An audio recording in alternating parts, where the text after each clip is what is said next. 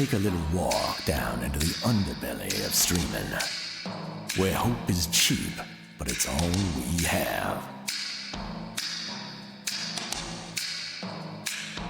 We ain't got the fancy things that the big streamers got.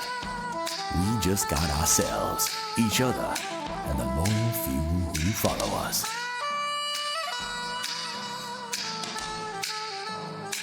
We all got dreams, but when will they come true? Sometime, baby. Sometime. Welcome to the Sometime Show.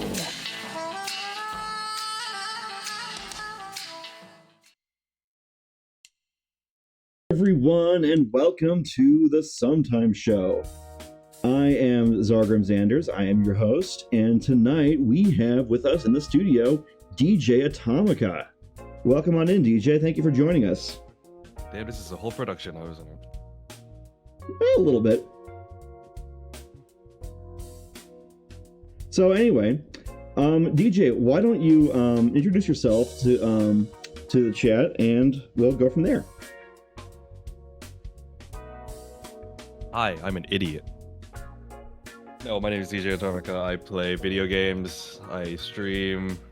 I write books. I write tabletop game settings. I'm a fucking hoarder of tabletop role-playing game systems. I run a podcast. I do video editing, audio editing. I draw. If any of you have ever seen Zargrim's old model, yes, I drew that. Yeah, I still have that. I still use that for my thumbnails. I want to thank you again for making all that stuff for me. Yeah, DJ here, it seems to be like a modern-day Renaissance person. They do all kinds of stuff. So let's start things off with a shout-out to your channel. Wait, no, it's got to be... There it is. DJ Atomica Plays. There we go. So anyway, why don't we launch right into it? And I'll get started with the various questions I got. Just a second. All right. So you've already answered who you are. So where are you from? From what part of the world are you from? I am from Singapore. It is a small, tiny island in Southeast Asia that barely anyone in the United States knows about. If you don't know about it, I don't blame you because we are small. And not much formal education gets into the United States anyway. Well, I've definitely heard of Singapore. It's definitely a major port town ever since. Well, I won't go into the geopolitical things about what happened first. Anyway, so yeah, they're from Southeast Asia, and that's why we had to do it at 9 p.m. tonight, is because it's 9 a.m. for DJ. DJ, thank you so much for coming on the show first thing in the morning for you. No worries. All right. So let's get into the next question. Why did you decide to start streaming? Because someone in my circle of friends told me that it would be a lot more fun and a lot more interesting than making boring videos for YouTube. And then I went into streaming, and then I decided to start recording my streams, and now I'm streaming and also making boring videos for YouTube. Fun. Oh god, that hits me where I live. Oh my god. I used to have this YouTube channel called Gas Powered Apple like forever ago, and I do Let's Plays, and I hated doing the editing for it. So the whole making boring YouTube videos for YouTube, I know exactly what that felt like. So the fact that now I had to take all my VODs and put them on YouTube anyway, oh god, my heart goes out to you, DJ. I know exactly what you're talking about. Oh yep. Man. Algorithm. The content grind, huh? Oh, sorry, the content mines. It's not the content grind anymore. It's being lucky enough to be chosen by the algorithm TM. It's like the little green man in Toy Story. I have been chosen. Farewell, my friends. I go off to a better place. No, the little green men were the army men. It's the aliens in the vending machine at the Weren't they called LGMs? At the one gas station arcade. Oh yeah, they did call them. So I'm thinking about the other little green men, the army men. Yeah, those guys are cool. I've seen a bunch of interesting videos where they'll actually take army men and make cool stop motion videos. And they even had one where the army men were fighting against Lego characters. They were fighting against 40k characters. It's actually kind of awesome. It kind of awakens the kid in me again to watch that kind of stuff, I guess. All right, all right. So, what challenges have you overcome with streaming so far? Good question. Good question. I'm still trying to figure that shit out. Oh. Technical stuff mostly. Coming down to things like making overlays and emotes. Oh, I know that feeling. I hate programming. I've done overlays for people like Zeus and for myself as well. Like this border you see around up. I used to have a way more involved overlay, but then I realized that that less is probably more, so I went with this much simpler one. But yeah, I know what you mean. I can swing a wrench in Photoshop with Nick's guy. All right. So, okay, considering that you've been facing technical challenges, what goal or goals do you want to set for yourself and or your channel? Where do you want to take your channel, in other words? I mean, the dream answer that we would expect to hear from everyone would be the moon, but I'm more just thinking somewhere that I can somewhere so that I can make this nonsense financially viable. Oh, that would be nice, wouldn't it? Oh god, I feel that one too. Yeah, I'd like to make content creation my full-time job / career, especially considering that I have so many things going on in so many different places. But I know that feeling. I've been working on some stuff for myself and other things. But okay, so let me follow up on that one then.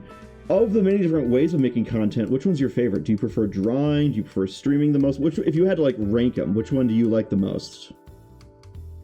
Okay, well, I mean, if I had to rank them, drawing is the easiest because I've been doing that. I've been doing that shit since I was like a teenager. Okay.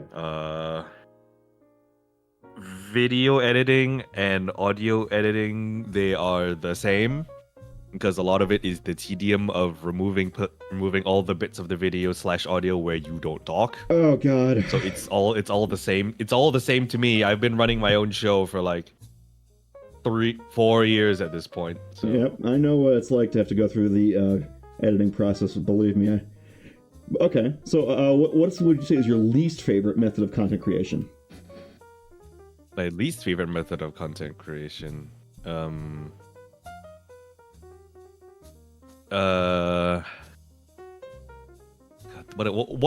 a question. I don't actually hate the process of content creation is the problem, so I don't think I have anything to dislike about it. Okay, no worries. I know for myself, like with content creation, editing for me, video editing, I really dislike doing. I can do it. I can also do a little bit of audio editing, but I'm not really that good at it. But yeah, I like the live streaming aspect of it, but it's the making the video part of it that I'm not as into. But yeah, I can understand. But actually, I kind of admire that you're willing to, that you can hunker down and lock in and get the editing done, because for some reason I can get done, but it's just not as much of a. I'm just not as into it for some reason. Maybe that's just my ADD talking. All right. Okay. So I couldn't help but notice that your character is an anthro. Would you like to talk about that some? Yes, I'm a furry. What about it? Oh, I'm just curious. I mean, I have lots of friends who are furries, so I'm kind of I have a little bit of an ear to the ground on that community. So I'm curious to know what your story is in terms of that fandom. Do you have anything you'd like to share? I looked at Robin Hood, found him cute, and then I found porn on the internet. Oh, because as we all know, the internet is for porn. Well, yeah, that old Avenue Q song. I totally get where you're coming from. You know, what's interesting for me is that I wasn't always a furry fan. I actually, for a long time, was kind of a little bit bigoted against it. But then, over time, I just kind of got my prejudice got eroded away, and eventually I ended up making my own character for it. It's kind of an odd story how things can work out like that. But that's cool. That's cool. So, are you like a real fan of wolves and like dogs and stuff like that? Yeah, I'm a dog person. Like, both in real life and, this. All right. So what is it like in the furry fandom these days, especially as a furry streamer? Would you care to comment on that? It has not changed in the last 17 years I've been a furry. Okay. So it has not changed. If anything, it has honestly gotten more supportive rather than less these last couple of years because of COVID. since everybody has been more chronically online than normal. I guess that makes sense. Then, it's the community by and large in general, and as the stereotype is a kind and supportive place where you get to do whatever you want, and you will always find people who will support you within reason. Yeah. And it is pretty much like it is pretty much like I'm doing these things, and I found people that also support me in doing these things, and that's fine. Yeah, I totally get you. Good enough for me. I totally get what you're saying there, because I've noticed that a lot of communities, some of them, like a lot of video game communities, tend not to be that supportive, but I've definitely seen a lot of stuff in the furry community that can be very, very supportive, so I can totally vibe with what you're saying there. Totally. Okay. So, which channels, like on Twitch or Kick or any other place, which channels do you like to watch, if any? Like, which ones do you like admire? I mean, I go less by the channel and more by the video game, honestly, because like for Twitch specifically, if I need to figure out if I want to buy a game or play a game, I usually go and look for first I go look for channels. If I can find any furry channels streaming the games that I'm looking at, like very recently I was looking for people who are playing Clear Obscure Expedition 33. I just needed to see, like, I just needed to look at gameplay for it, and I just wanted to know because finding gameplay on Twitch is very easy, but also at the same time it's also very easy to avoid spoilers, because especially if you're looking for streams to look at, you can just go find someone who's like in the middle of the story. You will have no context whatsoever to what story piece they're going on. Who are these people? What are these things doing? I don't know. I'm just looking at the gameplay. I get you. That's what I do. That's what I do on Twitch. I just look, if I'm looking for a game that I need to add to my wish list or that I want to buy. It's like I just go on Twitch and look for people who are in the middle of the game. Cool. It's what I did for like Expedition 33. It's what I've done for like a bunch of other video games, honestly. Makes sense to me. You're trying to try before you buy. You're trying to get a sneak peek. I totally get what you're saying. Yeah, it makes sense. I tend to watch reviewers on other websites, but I totally can understand wanting to actually see like real gameplay footage and not something dolled up for a trailer, because like how many developers have we seen do that, where they doll something up? All of them. Yeah. Yeah, it's honestly, I'm kind of the opinion that a lot of the AAA industry is kind of going to buckle under its own weight, given all its production costs, and given how all these increases in like pricing and stuff. Mm-hmm. People, Yuri says, people just want actual live play to get an idea now. Yeah, I think that's fair, Yuri, because that way it's actually something that was given to given to the player. Though I think there was one game, I don't remember what it was. Was it Anthem, or was it that one that had all those, like, there was a game that was that the developer copies given to the reviewers were actually better than the release one. I forget which one that was. I also can't remember. But yeah, that's the problem, is that when people with their businesses want to make the line go up no matter what, you then start eroding away the value centers from other places, and yeah, you start getting cruddy things. Was it Cyberpunk? I thought Cyberpunk was released unfinished by CD Projekt Red. Do you ever play that? Yes, it was. Oh yeah. I mean, I have played it several times, most notably when I didn't have the right computer to play it, which meant that my game was very laggy and didn't stream well. It's like which honestly was. I mean, it didn't stream well because it froze. It didn't freeze so much as it just was very jerky, laggy. You know, the sort of thing where you don't have a GPU that's powerful enough to run a game. Oh boy, yeah. But like, what I did, I mean, that was one of the things that basically just prompted me to go and buy a new PC. Yeah, I can understand that. So what kind of rig are you running these days? I am currently running a... Oh, well, what the fuck am I specs? I've got a 4090 Ti in the tank. Okay. No, 4070 Ti, sorry. Ooh. Not 4090. And I've got 32 gig of RAM, DDR5 RAM. I've got what the fuck else are my specs? I'm going to go and look at my own Twitch channel description to remember the fucking things I have for my PC. Okay, yeah, I've got a Ryzen 9 7950X CPU. Nice. Not overclocked, obviously, because I like to have this be future-proof. Yeah, the candle that burns twice as long, or twice as bright, burns half as long. Yeah. I mean, I've got it's 32 gig of DDR5 RAM. I've got a MSI Pro X670p motherboard. My equipment, yeah, it's a beefy PC. I expect this thing to last me about like 5-6 years until I have to go and spend another like $3,000 to buy it to build another one. The one I know fucking suck, but I know what you mean. I paid like $2,000 for this one in about 2018. It's been serving me pretty well since then. I forget what I'm running. It's some Nvidia, but I don't remember which one it is. It's like one of a gazillion. But here, okay, we're here to talk about you, not me. So why don't we okay.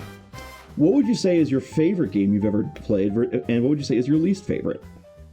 What you give me the hard questions, considering that I have several. So my favorite video games of all time, there are 3 of them, and they are all mostly from the late 2000s and the early 2010s. If you have any notion of what now Gen Alpha would be calling retro games. Oh, that hurts me. Oh. Is a game that came out in, let me see, what the fuck year was it? It's a game that came out in 2003 for the PlayStation 2. If you look at my name, you will understand what game that is. But for those of you that don't, it is SSX3 for the PlayStation 2. Let's get a picture up on the screen about that. A high-flying, extreme snowboarding, completely unrealistic sports game for the PlayStation 2 back when EA didn't suck and weren't run by money-grubbing asshats. Yeah, I know that feeling. When they had EA Sports big side of their studio, SSX3 was one of their mainline, their headline top games of like the whole 2000s up to like 2010.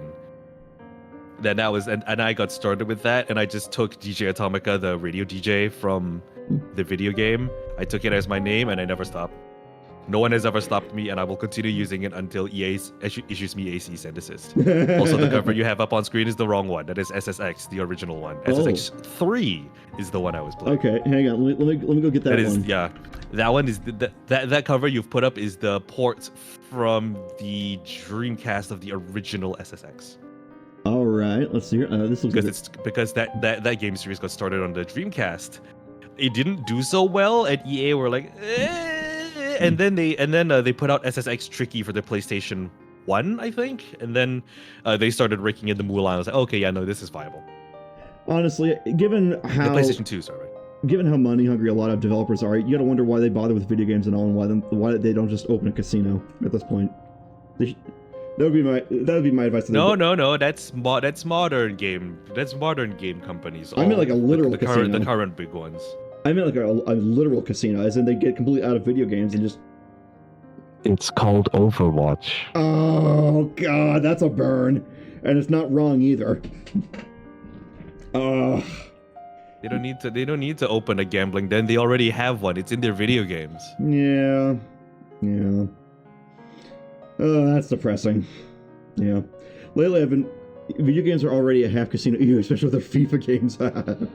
Yeah. So it's not just the FIFA games with EA. It's FIFA, Madden, and NFL. Yeah. Madden and NFL is the same thing. So many things are like gacha these days. Madden and the I think it's the PGA games as well, the golf ones. Probably. It's pretty much that. And MLB, they're all the same. Yeah, they're all gachas these days.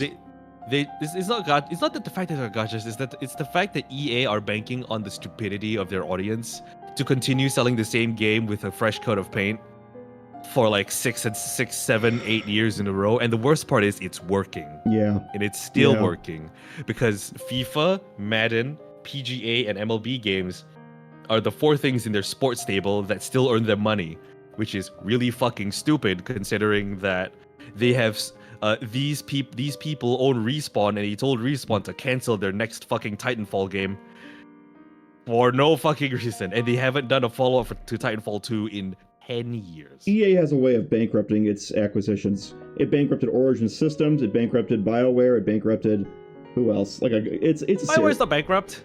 BioWare's not bankrupt. They are just doing poorly because Dragon Age Veilguard didn't do so well. Yeah. And the reason why the video game didn't do so well is people do not appreciate video games anymore when they search for political content in a game that doesn't have any. Or at least it's supposed to be a fucking video game, guys. Fucking chill out. You're not supposed to over fucking analyze everything. If you do that, you're a depressed sack of shit. No wonder you don't like video games. What do you mean exactly? Would you care to Searching for elaborate? it's a fucking video game, man. It's a way for people to live out power fantasies. Stop fucking injecting politics into it. Yeah, I can.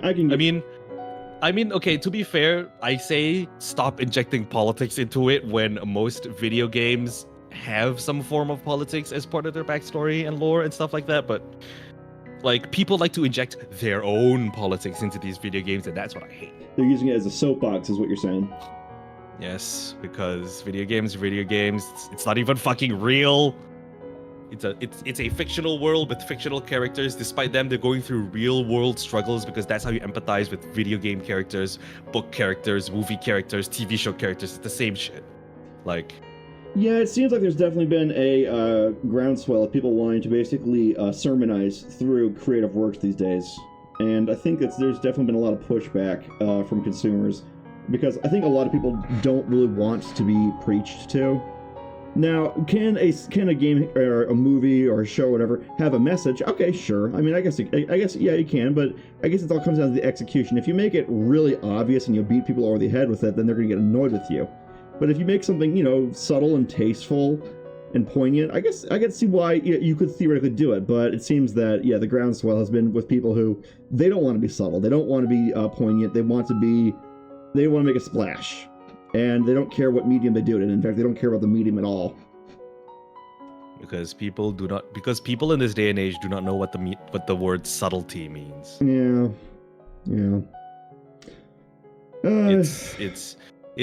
It's all very, like, advertising and media and everything these days have gotten very heavy-handed in how they represent not certain issues, but like how they get their points across.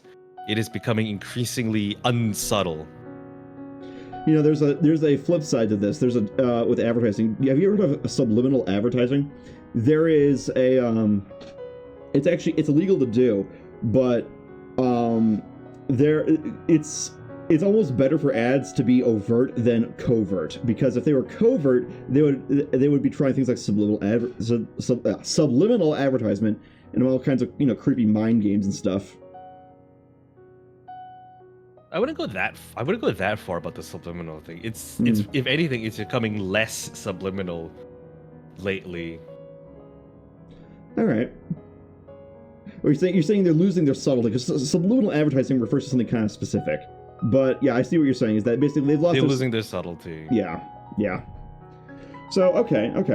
I noticed you were playing. What was it called? Okami, I think it was. It's a game where you play as Wolf. That is one of my other favorite video games of all time. 2007 PlayStation 2 original release in the international market, and then they came out with a HD re-release, which is the one I'm playing, in 2017. And then of course we have the news from the Game Awards last year that Hideki Kamiya and Clover Studio are working on a sequel. Cool.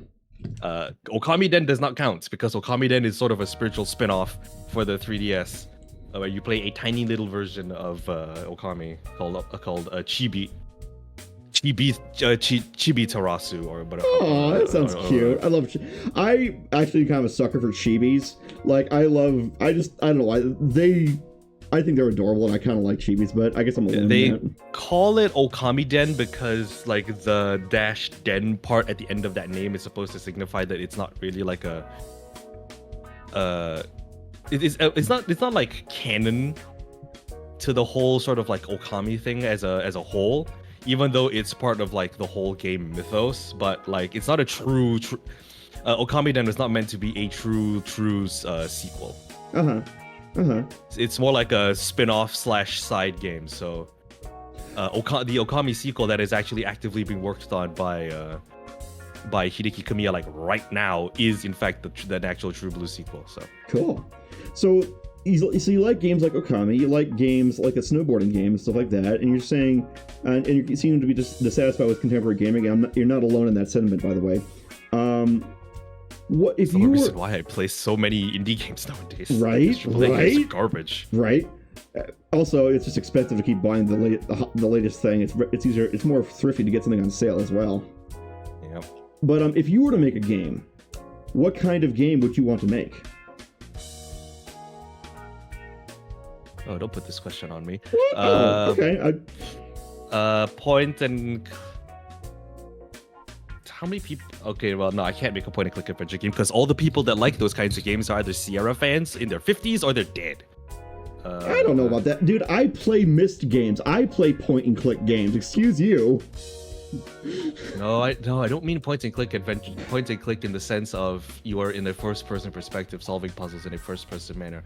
I mean like Escape from Monkey Island. Oh, dude, it'd be cool if stuff like that came back, like Pajama Sam and stuff like that too. Pajama Sam is for kids. Yeah, but although I would like to see someone attempt to handle Pajama Sam with an adult bent to it. Like, what if Pajama Sam grew up? That'd be you know what I mean? I don't even know if Humongous Games is even around anymore. I'm gonna look that up. Let's find out, shall we? Well, I mean, they have been releasing the old. Well, they're not around anymore. But they have actually been re-releasing their video games, like all the Pajama Sam games, all of the the Freddy Fish games, and then that Purple Car, Putt-Putt, all the Putt-Putt games and Spy Fox games on Steam. Okay, so if you were to make a point-and-click game, because I've seen other people actually, streaming games like this, like one with some kind of rabbit guy and like a dog guy in a trench coat. I think Cass. Yeah, that is Sam and Max. That is a point-and-click adventure game that was made by. It was from a. Was it originally from a comic? I don't know. They originally came from a comic book series, and then they were turned into a video game by LucasArts. Cool. Sam is the dog, and Max is the tiny hyperactive psychopathic rabbit. Cool. But yeah, see, I'm sure there's a market out there if you want to make a point-and-click game. I mean, there is a market. The market is fucking old boomer video gamers who are stuck in the 80s and 90s, which was the heyday of then retro video gaming. Well, I don't know. I think you could probably pull it off if you want to. But anyways, okay. So I mean, okay, like the whole thing about making video games is that you have to learn everything about making video games, especially as a especially if you were to become a solo developer. You would have to learn a language. Mm-hmm. You would have to learn how to draw your own assets, unless you want to just cheap out and use like basic market Unreal Engine assets to like convey your video game.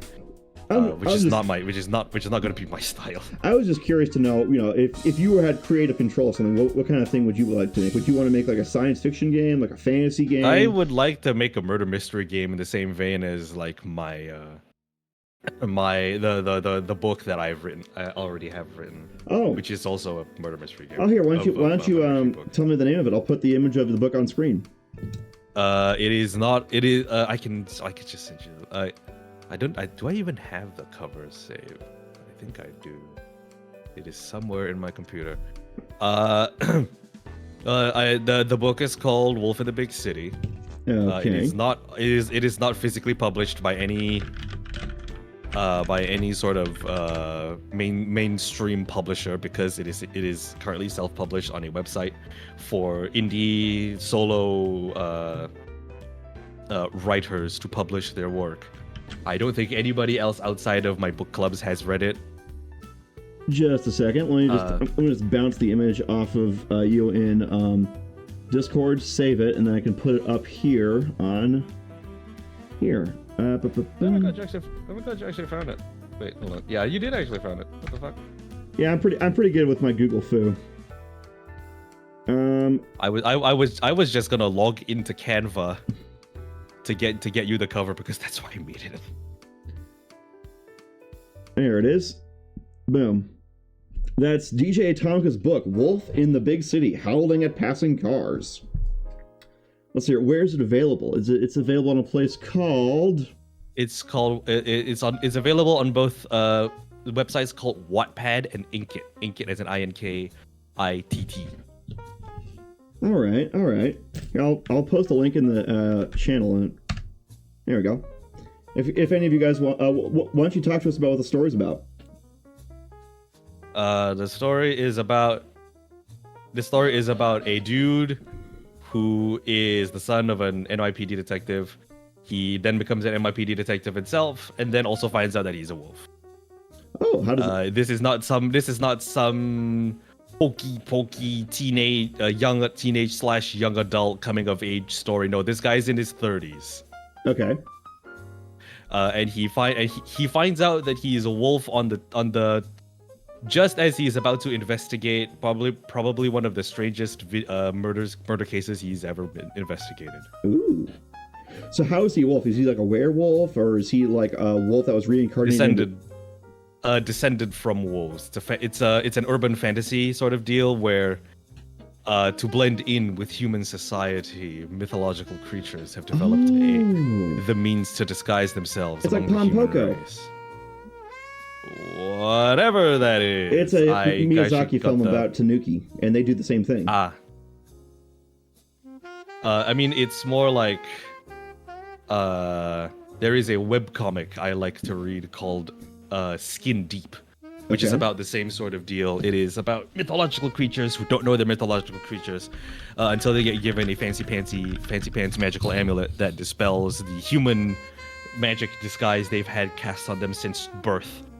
Okay. And they are exposed to their true mythological nature. The main character in that webcomic is a sphinx, who is also a college student, who doesn't find out that she's a sphinx until her dead dad gifts her an amulet.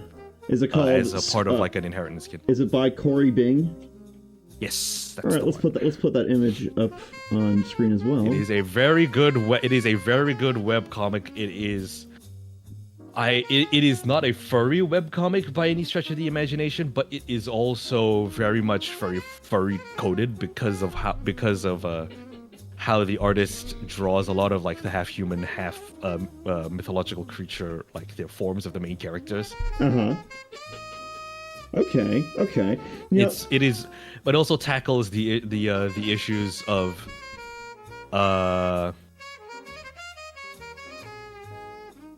a modern fantasy world with mythological and magical creatures. How does it fit into modern society? Cool. The answer is it doesn't. But it takes that world will definitely take a facsimile or an image of the real world and how it functions, and just apply it to how they run things. Interesting. Except how they run things is a lot more magical and involves a lot more stuff that people don't understand. Would it be kind of in the same genre as like the Animorphs books? No, Animorph is purely science fiction because they deal with aliens that have been attempting to take over Earth by way of because the main invading aliens are the parasites that invade people by worming their way into their ears. Yeah. And the whole idea of the Animorphs is that they stole the technology that allows people to transform into animals by touching them and gaining a portion of their DNA so they can transform into the animal themselves. And cool. It has its own fucking limitations. I get you. All right. And Animorphs comes from a purely sci-fi point. Skin Deep and the story that I write come from a come from an urban fantasy point of view. You okay? No, I'm fine. Okay. So yeah, urban fantasy. So is that like your preferred when you're writing? Is that your preferred genre to do? Yep. Very much in the vein of Supernatural, Grimm, all of that other kind of stuff. If you ever watched Supernatural before, if you ever watched like Grimm 2Ms before. I remember my cousins. Urban fantasy is my favorite. My cousins were staying with me at our place for a while because they were on their way to visit some colleges, and they introduced me to what's it called? Supernatural, and they showed me the first few episodes. I thought it was kind of cool. I thought it was a bit reminiscent of Buffy the Vampire Slayer. Oh yeah, and of course, yeah, Buffy the Vampire Slayer and like Angel and all those urban fantasy shows from the early 90s. Charmed as well. I remember in exchange, I showed them Generation 4 My Little Pony. I remember at the time I was a kind of an avid brony. Those were interesting times. But I don't know if you're into any of that kind of stuff. Zeus, who was on here not last week, but the week before last, he's still really into pony tubing and stuff like that. Yeah. I know, but like, MLP is its own thing. Like, it stems from, that line of toys and everything that Mattel made. Sure. It is still a show within the fantasy genre. But what I'm more interested in is, again, the things that happen when you try and merge like the real world with the supernatural world. Like I said again, Supernatural, Grimm, Charmed, Buffy the Vampire Slayer, Angel. Yeah, I got you. Those kinds of shows that, those kinds of shows that just do that. Sure. Stranger Things, even. I like Stranger Things, but I will admit there is something about urban fantasy stuff that I always thought was interesting because, or actually fantasy and urban fantasy, lots of different kinds. Because the more I look into stuff like with D&D and things like that, the more I realize that there seems to be a problem with magic, and it's just on a conceptual level. And the idea being that, well, first off, there's the problem where if it's too hard and too well thought out of a magic system, it's no longer magic; it becomes science. That's one whole thing that there's like been a bunch of video essays debating back and forth on. The other thing is that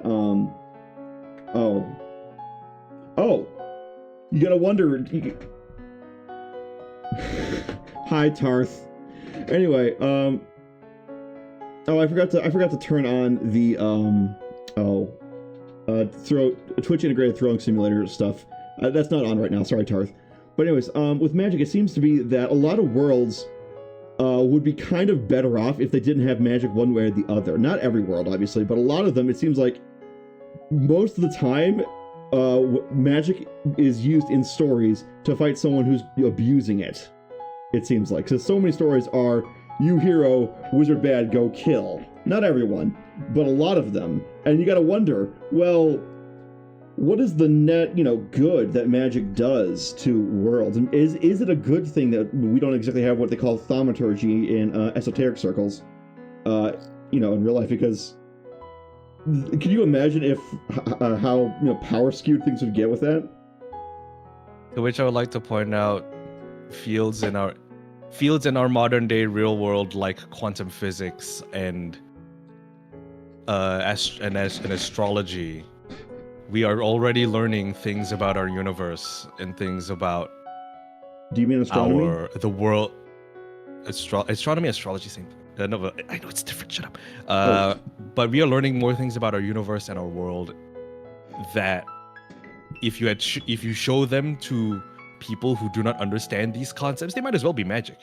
As you so put it earlier, any sufficiently advanced technology is indistinguishable from magic. Yeah. That saying actually comes from I learned that phrase from another webcomic. Well, it actually comes from Arthur C. Clarke saying that. Well, I mean, obviously that webcomic probably was just quoting Arthur C. Clarke. So. Well, yeah. I remember the first webcomic I ever read was 8-Bit Theater, back when I was a kid. I thought that was really fun. Oh, joy. I could never get into that webcomic. Oh, really? I think younger me didn't jive with the level of wit and comedic humor that webcomic had. I still don't gel with it, but for completely different reasons. It's because I've probably grown out of liking stuff like that. So Okay. I remember at the time I was also a huge fan of VG Cats. oh, fun! That's another comic that got me to be a furry because the main characters are cats. VG Cats. It's another comic that got me to be a furry because the main characters are cats. Yeah, I remember that one. Yeah, those were fun times. But I mean, to answer your question, I don't. Some of the things that scientists are doing right at this moment can be, it quite literally can be considered like a form of magic because we are delving into things that mankind by and large do not understand. Like theoretical physics, huh? Yeah, theoretical physics.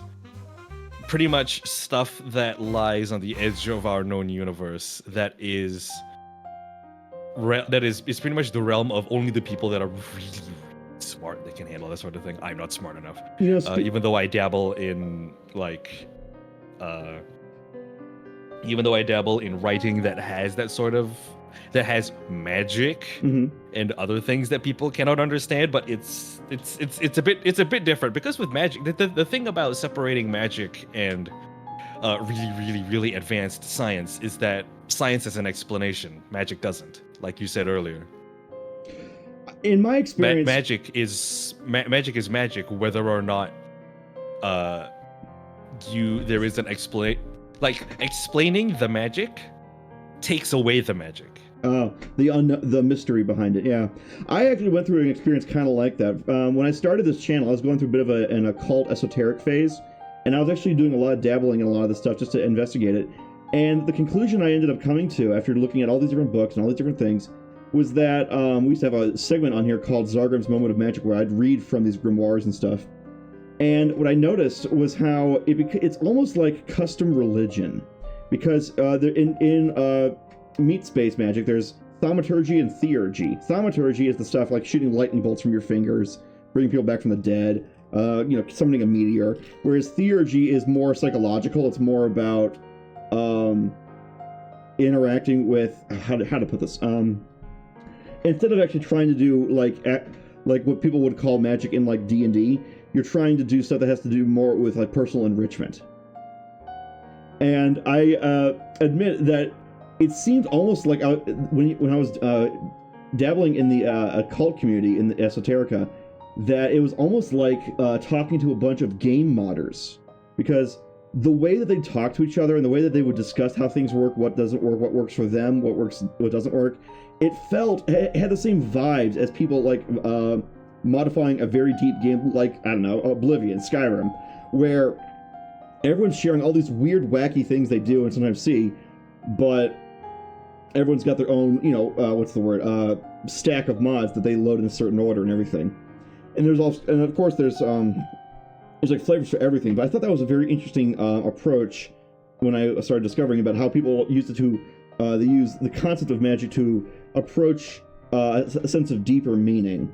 Though I think what you're getting at would be more considered thaumaturgy. Like for example, you demonstrate, let's say, ball lightning to someone who has absolutely no concept of electricity. That would seem like thaumaturgy to them.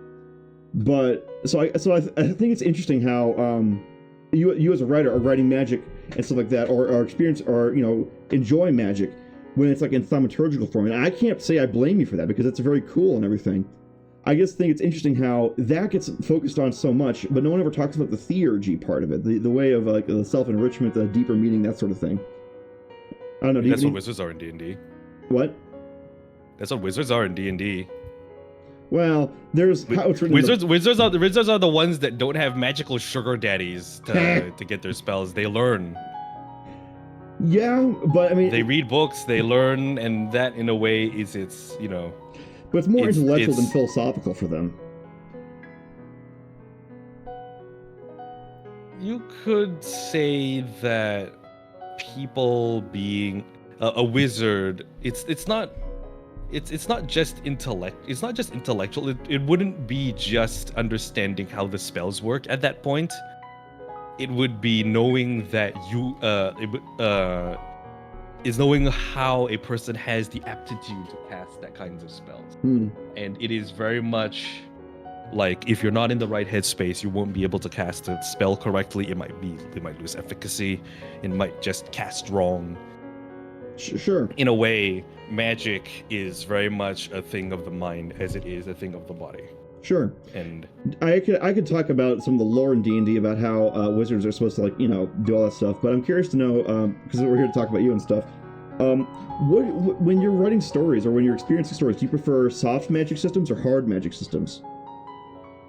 Expand on what you mean by hard and soft magic systems. A famous example of a hard magic system would be the Avatar, where there's lots of rules, there's explanations, and it's very charted out and very they do lots of world building to explain it. Soft magic would be like Lord of the Rings, where magic isn't really explored, it's just there, and you don't really know how it works or why it works, but once in a while Gandalf will do something, or Saruman will do something, and it's just there, but it's not really explored. It's not really explained, I should say. It's not really explained like it is in, let's say, Avatar. I like the soft magic approach. You, like I said earlier, you don't have to explain everything. If you explain something too much, it loses its magic. And then with the thing about The Last Airbender is that although the character's use of bending elements is in itself a form of magic. Because of the amount of rules and constraints that each of the elements has in terms of how it in terms of its bending style and stuff like that, it then becomes more of it basically becomes more of something like a Chinese wuxia film, where you have all of these different martial arts styles that are attuned to different elements. Yep. And obviously, because if you've ever watched Avatar: The Last Airbender before, you will know that series has a stupid amount of kung fu, like Chinese kung fu influences with every single main fighting style. Like waterbending is like Tai Chi. Earthbending is like Hongga. I've forgotten what the martial art was for fire and wind. I get what you're saying, but yeah, I'm glad you mentioned wuxia, because I was watching the Journey to the West live action adaptation from, like, I think the 80s. The 80s. I was gonna ask you which one, because there are several. Well, but this was the one that was actually a TV show and actually, like, followed a lot of the stories, and actually was, even though the effects were bad and the acting was in terms of plot points and what happens, it was actually pretty accurate to the books. I actually had fun watching that, even though it's obviously proto anime, but I thought that was interesting because I haven't heard the term wuxia thrown around about. I was wondering if you'd ever seen that show.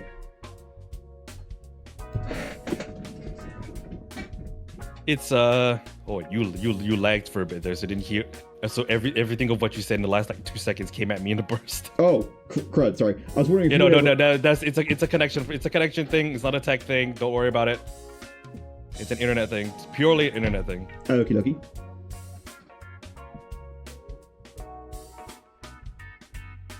So yeah, have you ever did you ever see the Journey to the West series from the 80s? Jesus Christ. Did I? Hold on, let me look. 80s. What was this? No, I didn't watch this one. This was wait, was it the 80s or was it the 1996 TV series that aired in TVB in Hong Kong? Let me find out. To the West, 1980s. Because I don't. Yeah, it's 1986 TV series. 1996, you mean? 86. But no, I didn't watch it. 1986? No, yeah. Wikipedia says 1996. Mine says 86. Here, let me go and get the image from this. Boom. Journey to the West. Okay, no. Okay, no, I was looking at a different page. No, but also, no, I haven't watched this one. It's got it's more like watching a theater production than a movie or a show because the production value and it's also because back then, like, mainland Chinese cinema didn't have the budget for most of what the Western media had, and it also was also coming off of the back of Chinese cultural theater. Yeah, I noticed that when I was watching it, that a lot of it seemed like the people they had cast in it were people who were either from Peking opera or from, Chinese theater, especially the person who had to play Sun Wukong. Man, that guy had to wear all that hair and fur, and he had to do all that martial arts and acrobatics. That poor guy. Oh man, I thought that I felt like it had soul to it, even if the effects weren't that great. The acting was a little hammy, but I still enjoyed it. I'll just say that much. I mean, it's hammy because that's the style of old school Chinese theater. Yeah, but I will say this: I really enjoyed it because it was actually pretty accurate to the books. A lot of adaptations I find of Journey to the West are really inaccurate, and that really frustrates me because I like the books actually. So I kind of actually, we can talk about you as a writer. So if someone were to adapt one of your stories into either a play, opera, movie, TV show, game, whatever, how much creative control would you want versus how much would you be willing to let them have? I would want. I'd like at least like a 70-30 kind of split, because even though I understand that a writer and a creative mind having creative freedom over a TV show doesn't mean they're necessarily the best producer. And there are people out there who have made their entire lives as a producer because they know what camera shots work best, what angles work best, what lighting systems work best. How the people that know how to run shows, not create them, but make them. And I had to learn some of these things as part of my my art school stuff, but I would like some creative control over if I had to adapt my story into like a TV show or a movie. I would rather like a TV show because I did base a lot of the stuff that I write off of police procedurals, not true crime stuff, but like fictional crime stuff like CSI, NCIS, TV shows that are just crime shows. My favorite, both of those are my favorite ones, and like Bones. But it's not like more. But Bones is more medical mystery because the original like book series was written by Kathy Reich, who was a forensic pathologist before she turned to writing. But like, I like police procedurals. I like crime shows that don't take themselves too seriously. That also take themselves way too seriously when it comes to the actual like investigation aspect. Did you ever watch Brooklyn Nine-Nine? That's a comedy show. Yeah. Okay. I much prefer the comedy to be not the main focus. Okay. Tarth here is saying, tell him about Del Toro and Into the Mountain of Madness. Guillermo del Toro at the Mountains of Madness. I have it's not here in my apartment, but I have in another place, in my dad's place. I have like an A3 size visual, not a visual novel, but like what the fuck do you call this? It's like an art book for the first half of At the Mountains of Madness. Cool. H.P. Lovecraft. Who was that? Who was the fucker that wrote The King in Yellow? I don't know. What was his name? Robert Chambers. That whole sort of circle of eldritch and occult horror, that is something I am very much into. It is one of my sort of it is one of the core facets of my being now. And to hear is I think the last thing I watched or knew of Guillermo del Toro was his Netflix series Cabinet of Curiosities. I haven't watched it yet. I know it's really good. I haven't watched it yet. He is. What are you working on, Guillermo? Is he actually working on a At the Mountains of Madness film? Tarth is saying that he is, and he's saying that all studios are afraid of it. I'm sure Tarth would love to chime in on this, but let's refocus on you. Okay. Let's see here. Oh, have you ever considered? This is a question I asked Zeus. Have you? Oh, he never made this. Okay, so he had a VFX test for this back in 2016 with Industrial Light and Magic, and it was never made. Oh, He's trying to get it made, but so far, no dice. interesting. Well, I'm curious to know with you. I asked Zeus this question. We're changing gears a little bit here, but I asked Zeus this question. I asked him if he'd ever consider, moving to it's either 3D, live 2D, or things like that. Have you ever considered doing something like that with your model? I used to be in 3D until I realized that I don't want to stream with a camera pointing at me because it's so much setup and I'm lazy. Fair enough.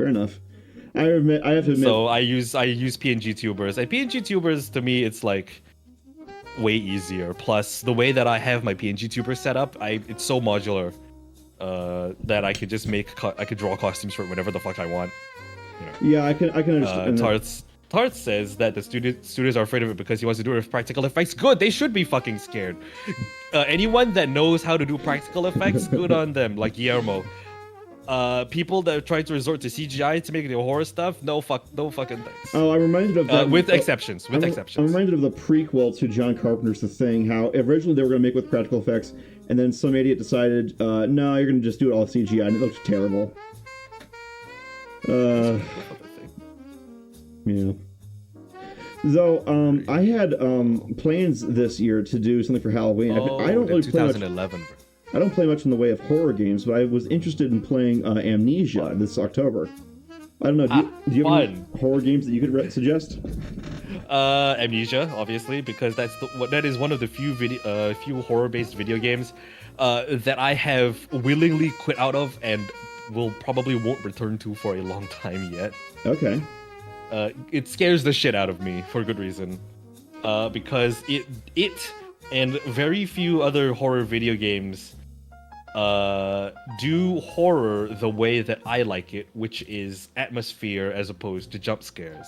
Because I think jump scares are cheap, they serve to cheapen your experience, and at the end of the day, all it does, it makes your heart beat like double, and then that's it. There is no anticipation, there is no tension, there is no... You could get the same effect by doing push-ups. Narrative.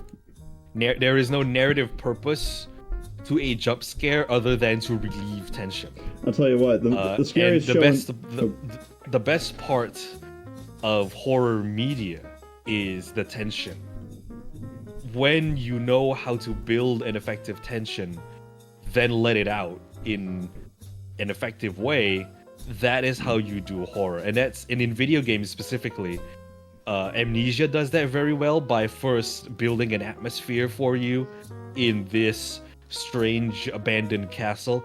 And also, when I talk about this game, I'm going to talk about some spoilers because this video game is like 15 years old. I've never played it before. Let's change subjects because I'm trying to do it. I want to do a blind playthrough of it in October. Okay, yeah, but other horror games that I can hardly recommend in the same vein, things like Alien Isolation. I would recommend, if you want to play the Amnesia games, play just the first one, because A Machine for Pigs is not as great. Oh, okay. What else? Still Wakes the Deep. Because, so Amnesia was made... the Amnesia The Dark Descent... I can't remember what the name of the studio was. Amnesia The Dark Descent. So the studio that did Amnesia The Dark Descent, Frictional Games, they did Penumbra before this. And Penumbra is also very good, even though I've never played it. I'm not very familiar with the horror game. It's kind of a franchise. It's kind of a genre I've never really explored before.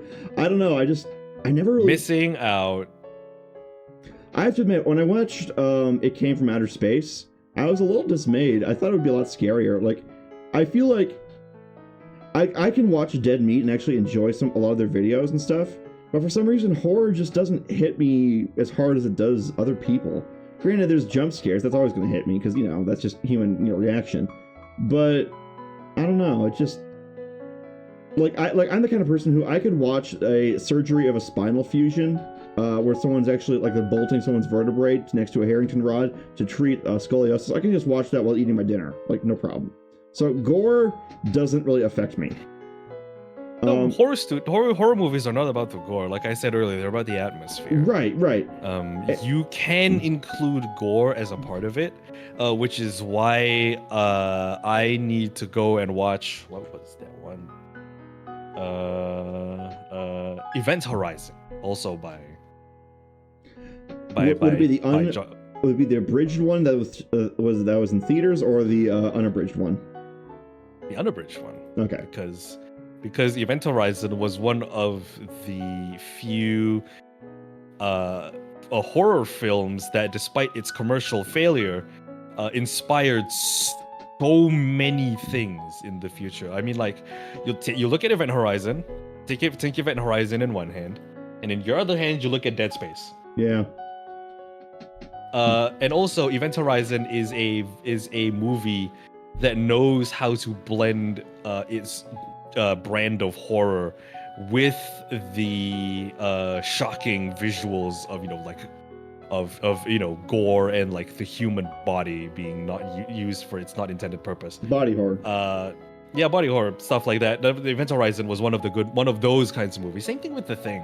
One thing Like, I've noticed though, that's where the gore sort of works. It's modern films like the fucking, what was the Terrorizer series of modern slasher films that really just doesn't put me the right way, along with like is that all of the Saw Art films. the Clown? Yeah, and also all of like the Saw films past the third one, and all of the Final Destination films. Period. I've said it before. The scariest thing you can do these days is not watch a horror movie, not watch a horror show, or play a horror video game. It's to watch the news.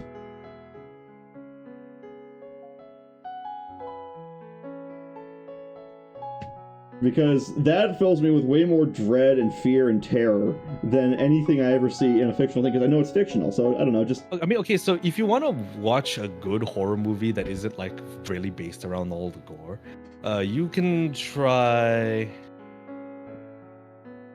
Is this the right... No, it's not. You know what's a good one? It's a war movie and a horror movie in one, Das Boot. That movie can be really scary, especially if you have thalassophobia like me. Like for example, Subnautica is not a game that is intended to be a horror game per se, but if you have thalassophobia, then it's absolutely a horror game. I beg to differ. Subnautica's horror elements were put in there intentionally. Really? Because the deep dark ocean is what a lot of people fear. It's not meant to be a horror game, but the people who made Subnautica know that the deep dark ocean and the things that lurk within are very much scary, and that's why they have included. And that's why they had all the things like the ecological dead zone and the dark, so and like what the are deep you ocean and afraid blah of? blah blah blah. I am afraid of heights, which is well, you can't really like do that in video games. You can't, like, characters aren't afraid of, you can't really do like fear of heights things in video games. Would you ever play an aircraft simulator? No, but for a different reason, because I would crash said airplane because I'm not good at flight sims. See my playthrough of Ace Combat 7. Oh, you played Ace Combat 7? I played that game too. Yes, I did. I sucked at it until I decided to play on a controller, in which I started sucking slightly less. Yeah, I played that on a controller as well. I played the PS2 games. I gotta admit, I only ever played Ace Combat 7. I couldn't get into Ace Combat as a kid because I was, again, suck. No worries. It's like the only shooter. Air shooters are the only kinds of shooters I really play. Everything else I just kind of, I get dizzy and I suck at. But with Ace Combat, I gotta admit, I got kind of annoyed how, like, they'll say, okay, you're not allowed to damage this guy right now, even though he's right in front of you. Ugh. I hate it when games do that, where there's, like, you can just feel the wall of game in front of you, and then you can just tell that, oh, you're not supposed to defeat this guy yet, so the developers are just rescuing him. Like, oh, I hate that. Okay, since both of us here have played Ace Combat 7, I can talk about spoilers freely. Sorry, chat, I don't give a shit. You know the first fight you get with Mihai? When you meet him in the air for the first time? Do you want to know what plane I was flying for that skirmish at the time? Because I didn't realize it was going to be that. No, it was the A10C. Oh! Ouch! Do you want to know how close I got to beating him? Well, yeah, that's right. It's a dog fight, so you're gonna get in guns range. It's a dog fight. If I hadn't run out of missiles, he would have died. Like I would have outfought like the best dogfighter in that game, with a plane that's supposed to be for engaging ground targets. That's the thing with the A10 and the Ace Combat series, is that the A10 has an incredible gun in real life and in the game. And I remember back in the Ace Combat 5 days. Thanks, General Electric. We totally will overlook the fact that you also make washing machines. Yeah. But I mean, they make things that spin. Spin. But okay. So let me ask you this: were you ever able to do any shenanigans with a high G turn or a post stall maneuver? No, I don't remember. So I don't think I was good enough in that game to like do that sort of nonsense. Oh, they actually make it weirdly think... simple. With certain level of aircraft, you just hold down the throttles and then like pull back, and you can just start doing all kinds of physics-defying stuff. It's really silly. I figure as much. I don't think I got that much into that game to get good at flying techniques, you know? Mm-hmm. I was pretty much just, I'm gonna pick a good plane. If it has the really fancy like heat seekers that I read that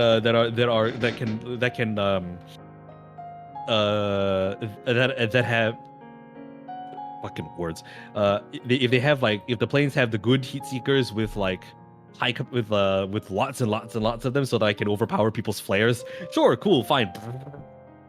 I get you. So okay, let's get back. Let's talk about you some more. Okay. So I have to notice the blue arrow on the side of your character's face. Graffiti. Oh, it's graffiti. When I was researching influences that I wanted to put into my book, and by extension, because the main character of my book is a version of my persona, I looked at graffiti in New York City circa 1990s, and bada bing, bada boom, you know it, there's lots of arrows in there. Oh. Okay, I was gonna ask if it had to do with Avatar, but okay, that's cool too. People confuse that all the time. I used to hate it, and I've gotten used to it now. Okay, sorry. It's fine. It is an understandable thing, because when I first designed my persona, I wasn't aware of Avatar: The Last Airbender, specifically Aang's tattoos and how they look. Yeah. And so when people started calling me The Last Airbender, I was like, "Oh, what?" I looked up the show. I was like, "Oh, fuck." Well, that's happened to me too, where I come up with a design decision and then I get told it's like something else, and I'm like, "Oh, okay." So, yeah, I know. I feel your pain. All right, so let's talk about.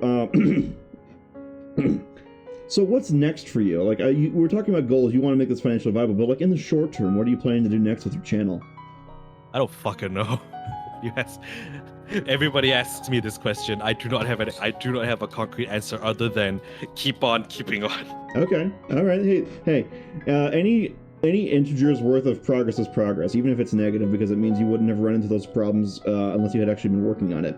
So, hey, I know exactly what you mean. Okay, cool. So, what are some, like, do you have any, like, fun VTubing stories you'd like to share with us? Define fun. I don't know, something funny, something interesting, something cool. You know, whatever you feel like sharing. I mean, well, mostly it just comes from me just playing video games, honestly. I don't have a lot of funny interactions with other people because, well, trying to collaborate with me on a thing, as you can no doubt tell, is very difficult because of time zones. Yeah. But like, I could try. Like, you got any funny furry stories then? Funny, cool, interesting, maybe even scary. Got any stories about the furry fandom? I mean, it's mostly just stories about the drama, which is like par for the course these days. Not really worth getting into. Fair enough. I don't know about you, Zarg, but my personal life is very, very fucking boring. I like to make my life more interesting by doing things that are interesting, other than like the obvious things of like me going to the gym and getting tattoos about the music I like and stuff like that. But like that's all like people get tattoos about the people get tattoos about the music they like all the time. This is nothing special. Okay. Let's see here. I mean, I like music. I like electronic music. I like electro swing. I like old school jazz. I like blues. I like old school funk. I like new funk. I like but do you lo-fi. like Uptown Funk? Does Uptown Funk give it to you? It is it's a good song. But I would like to say that out of Bruno Mars's entire sort of musical catalog, I think his work with Anderson .Paak in Silk Sonic is his best work. Cool. I was mostly just messing with you there. I mean Silk Sonic being a collaboration band mega group between himself and Anderson .Paak, they made one album and one cover that was very heavily influenced by old school 70s, 60s, and 70s funk and pop music of that era. And they made it work, and it worked so well. I think they won a Grammy for it. Cool. It is one of Bruno Mars's and Anderson .Paak's like best works.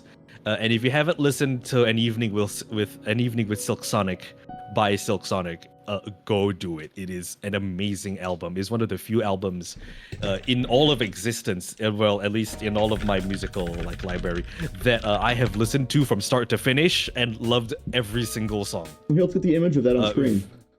Yeah, very few albums do that to me.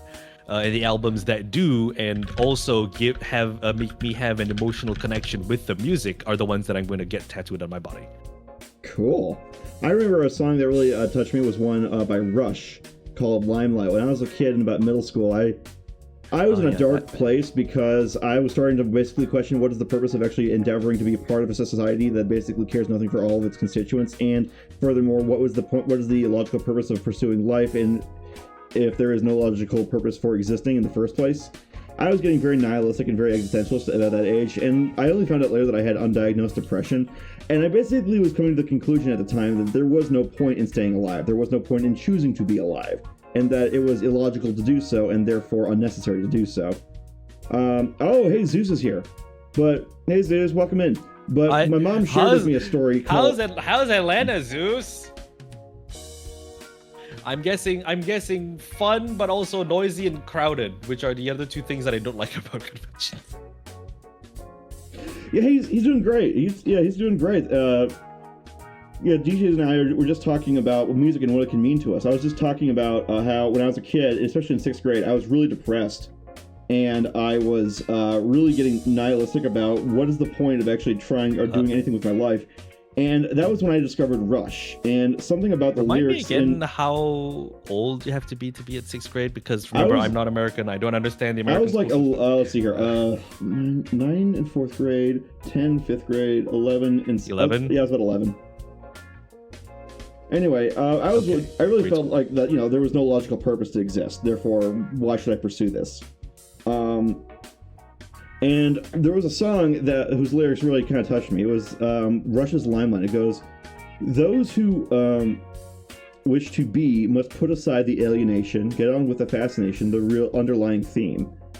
And I realized that a lot of my ire was coming from the idea that, I was facing kind of alienation for being kind of different at school, and that I could just focus instead on my passions instead of having to focus on everyone else. It was definitely an important thing for me at that time. So I can definitely understand where you're coming from with the music being important to someone.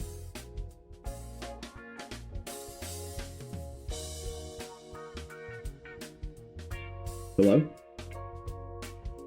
Yeah. Oh, okay. Thought we lost you there. No, I'm good.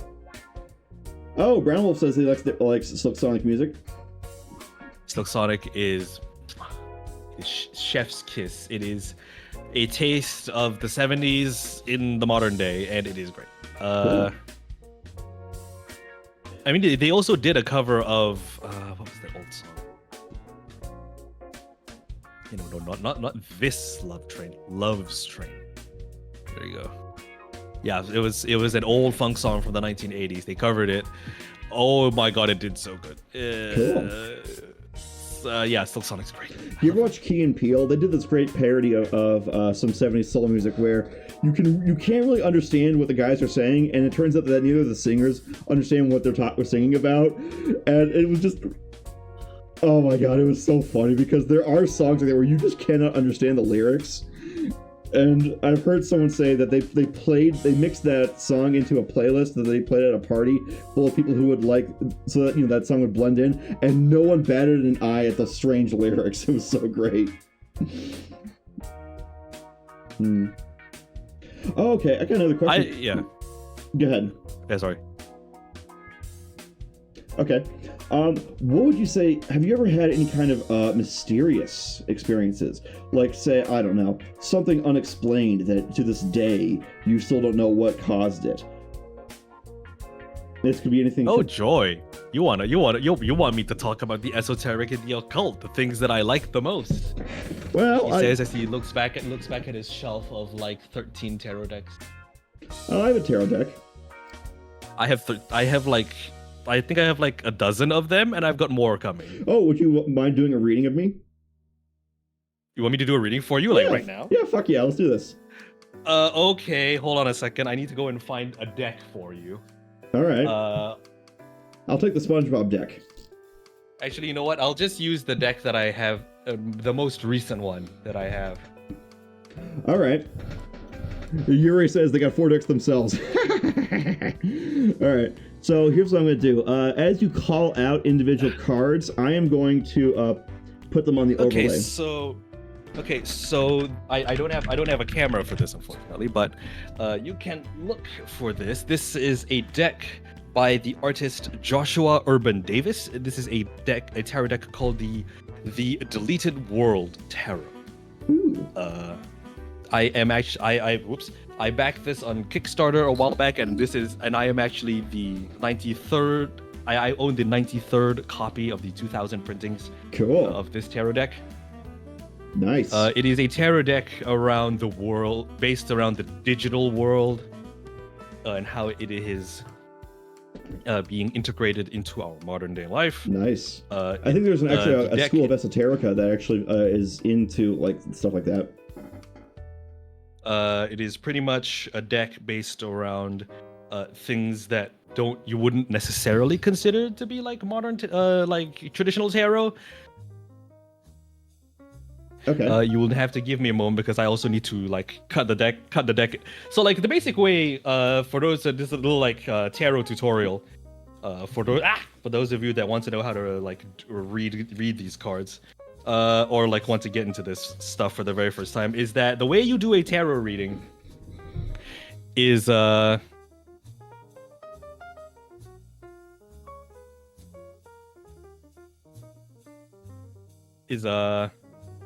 Hello? DJ? Yeah, sorry. I'm trying to do two things at once, and I'm not able to multitask very well. So the way you do a tarot reading is that you take your deck and you cut it in half, and you turn one half upside down. That way you got because with the way tarot card readings work is that you have to have an even mix of cards that are both upright and reversed, because reversed cards mean different things from upright cards. Yurei Kitsune also says they've got do runes, to which I'll respond to with, I have rune decks as well. I have rune dice. On this subject, I actually developed my own way of doing fortune telling, and I made a game around it as well. I should try inviting you to some of the games I'm going to be hosting later this year of that if you're interested. Okay. Yep, that has been. I have done what every tarot card owner dreads to do, which is to riffle shuffle with your cards. The only way that could get worse is if you did it with like Magic the Gathering cards that were like really nice. Yeah, I don't play trading card games, so that would mean nothing to me. No. I would riffle shuffle Magic cards and make people cringe. Yeah. Yeah. You got a silk pouch of runestones. You're very nice. I think in terms of like the physical media that I have that aren't tarot cards for doing divinations, I've got a necklace and some dice. All right. So let me know what cards you put and if they're inverted or not, and I'll put them up on screen. Do you have the image of the tarot deck? I have images of a tarot deck. It's the standard one. Because I'm going to tell you right now. Because I'm going to tell you right now, none of these will be in any major tarot deck, because these are all original cards with original arcana. Right, but it's still a tarot deck, so you still have the major and minor arcana, right? No, you don't. Oh. No, they are major and minor arcana. They are just not the usual major and minor arcana, which is why I told you specifically about the deck, so you could probably find images of it online. Okay, what's it called? The Deleted World Tarot by Joshua Urban Davis. All right, let me see if I can find the image. Does it still use the same numbers, or is it like a completely different system? It's still the same numbers. It's just that all the major and minor arcana are completely different, but it still runs on the same 20-something major arcana, 4 suits minor arcana. It still follows that same system. So I'm going to do a 3-card read for you. I don't think I can actually get the images of the whole deck online. Yeah, you can't, because this is a Kickstarter thing, and Sorry. like, as with most Kickstarter things, it's I'll just have to use the ordinary ones I found. But if you just tell me the number of the card, I can get it. It probably won't be the same either, because each deck has its own meaning. Each card has its own meaning. Each design of each card has its own meaning. Why don't we use a normal tarot deck then? Too late. I've already shuffled. Congratulations. Congratulations. I'm drawing your spread like right now. All right. Okay, so let's see here. This is gonna be the first reading I've done using this book too, which is fun. All right. What's the first card? This deck rather. Let's see here. Because this is also a completely different tarot, so I need to find the matching cards. I think I've got a couple of minor arcana ones here actually. Aha, okay, so under this is okay, so a typical 3-card spread in tarot reading. Let me explain. It's a 3-card spread essentially is you take your tarot deck, you split it in half, turn one of the halves upside down, you shuffle it, and then you deal out 3 cards left to right. And then when you read these cards left to right, basically leftmost card is past, middle card is present, rightmost card is future. All right. And then you just sort of go off the meanings of the cards and blah blah. Yep. So for your leftmost cards for your past, you have the 2 of components in the change configuration. Okay. The 2 of components it is an esoteric image of a vast columned hall. This card means it means a time of profound change. The gears of cosmic fate and chance, they turn, they propel you towards new horizons. At some point in your past, you needed to embrace progress and adapt to evolve and grow into who you are like right now. Okay. Let's see, what do I got here? Is components the equivalent of pentacles? Let me see. Probably not. Yeah, so components are the building blocks of lost worlds. From the tiniest atoms to the grandest of structures. Okay, so like the minor arcana in this deck, they are glitches, illusions, components, and pixels. And they don't have a cipher to say which one's which? Okay. No. And that's what I like about this tarot deck. All right. So your middle card, your present. This is the suit of pixels, the suit of fragmented images and partial information, symbolizing how deleted worlds persist in bits and pieces. you have the 3 of pixels in the upright. This is productivity. This card signifies productivity and successful collaboration. See what we're doing now. It represents a period of achievement where collective efforts and well-organized structures lead to significant progress. It encourages working together harmoniously and leveraging each person's strengths to achieve a common goal. Cool. And then for your future card, it is the 2 of pixels in Dominion. 2 of pixel card. In the Dominion phase, it means dominion and control. This is your future, by the way. Represents the ability to balance and manage multiple elements effectively. Good at multitasking. Asserting authority over one's environment probably means you find like a place of work that is good for you. This card encourages taking charge and utilizing resources wisely to achieve desired outcomes. Okay, cool. So and everything that the thing that I say the most to people that I do readings for is that take these not as a be-all end-all guidelines to live your life. These are more just suggestions, really. You don't have to follow these things. Here, let me actually, I want to try something. Since you did a reading for me, I'll do a reading for you using my system. Hang on a second, I'll be right back.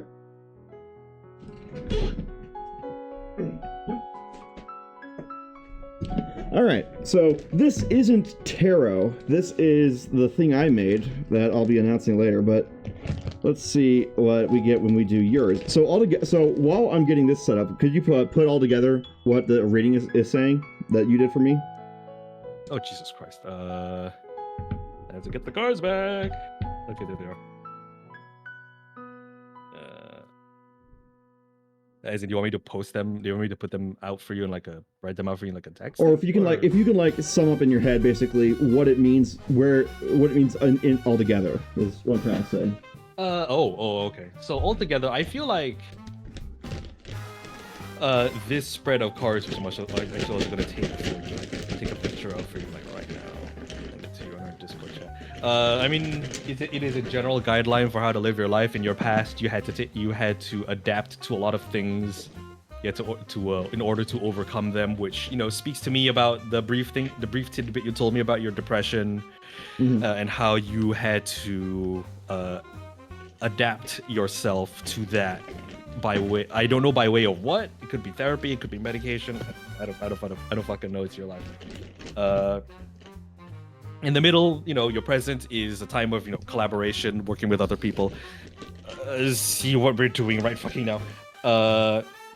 And then obviously in the future, you're gonna it is all about taking charge of your life, and making sure everything is in the right place. Okay, cool.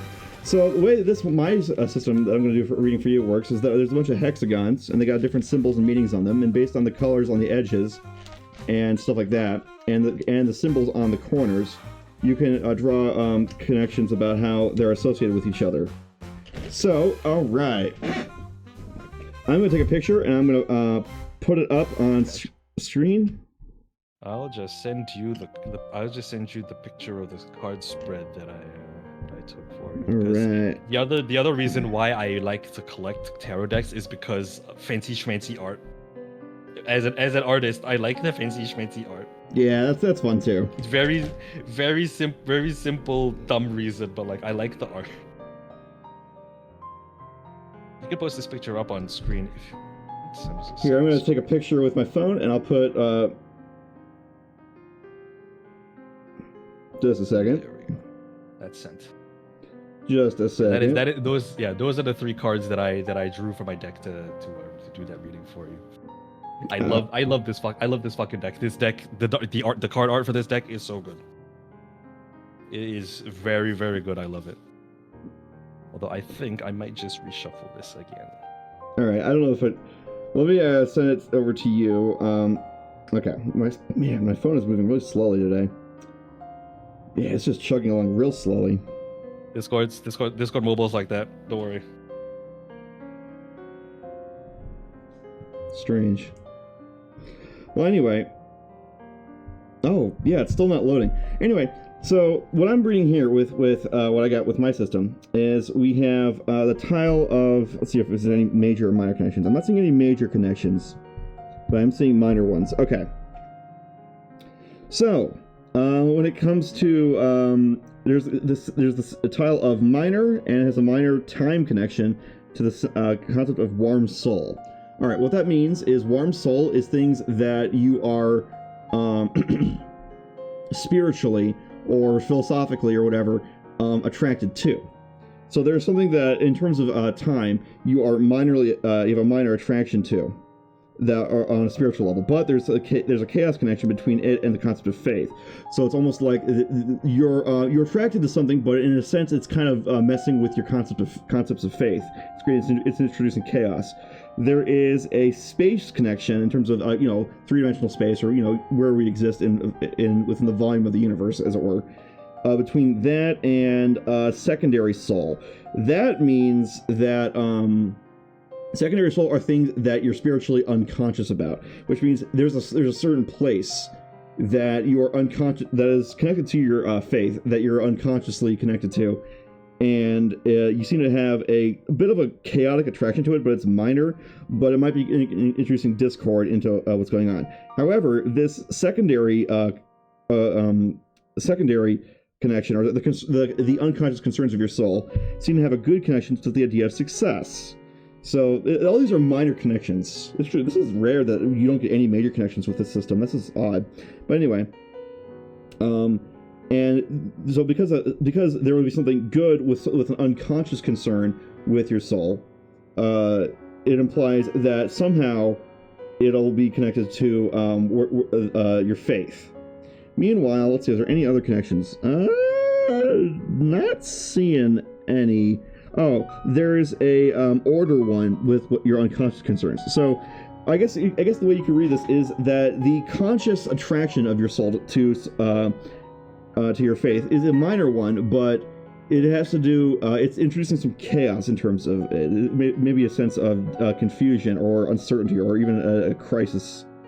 Meanwhile, you seem to have an unconscious concern of your existential being that is likely to have a good connection to something successful. This is an interesting one. I've never had one that looked quite like this before. But yeah. And Discord's off, so now I can send the image over. But yeah, that's. I mean, when you have a guest that has connections to the supernatural world like I do, however small, I mean, it'll introduce certain variables that you wouldn't expect. You told me earlier to share with you a story about something strange that happened to me. I never got to share it because we then went into this whole rabbit hole of the esoteric and the occult and stuff like that. So back when I was serving in the military, the thing about Singapore is that serving in our military is mandatory. We have conscription. Don't be surprised. Every guy above the age of 18 has to serve for a compulsory 2 years of a military service. So during my service, I was trained to be a combat medic. Pretty normal. And as you should be familiar with, when you are in the military, your bunks have to conform to a certain standard of cleanliness and neatness and orderliness, that sort of thing.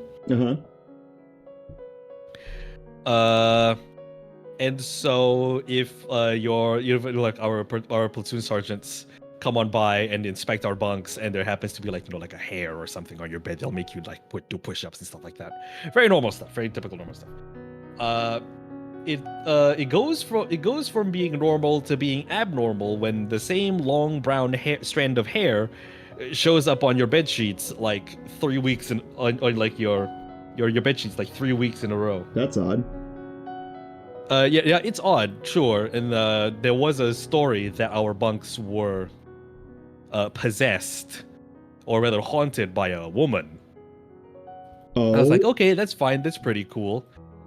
And then I finished my military service. I went home. I started working as a nurse. And then I found the same long strand of brown hair showing up on my sheets at home and in places like my phone case. Oh. Just for the record, you didn't have long brown hair, right? No, I have short black hair. I'm a Chinese dude in a human environment. We don't have brown people. We don't have brown white people hair here. Right. Okay. But yeah, I feel like that hair showing up in times when I've been at high stress situations, or generally needed some form of like not guidance but like reassurance. It feels like I have my own guardian angel. I can gel with that. Or a guardian spirit that sort of shows up to say, "Hey, I'm here. I know I can't do anything physically, but I'm here." I can get down with that. I know what you mean by that. I remember that I once had kind of an odd experience when I was a kid. It was around 2004, 2003, something like that. I was just standing, in the family room of our house somewhere in Ohio, and I was looking out the back glass doors to the backyard, and I just happened to see something out of the corner of my eye across the trees. It was this silvery-looking object descending at a relatively steep angle, shallow angle, and it was moving really quickly. Like, it was really far away, but it was moving very quickly, and it was making no sound while doing it. And I'm thinking, what is that? And why is it moving so quickly despite, it's how far away it is? To this day, I have no explanation for what it was. When I started hearing about all those unidentified aerial phenomena that were happening in our 2002, 2003, 2004, and stuff like that, I started thinking, oh my god, did I see something that had to do with that? And that's got to be one of the more strange things that ever happened to me.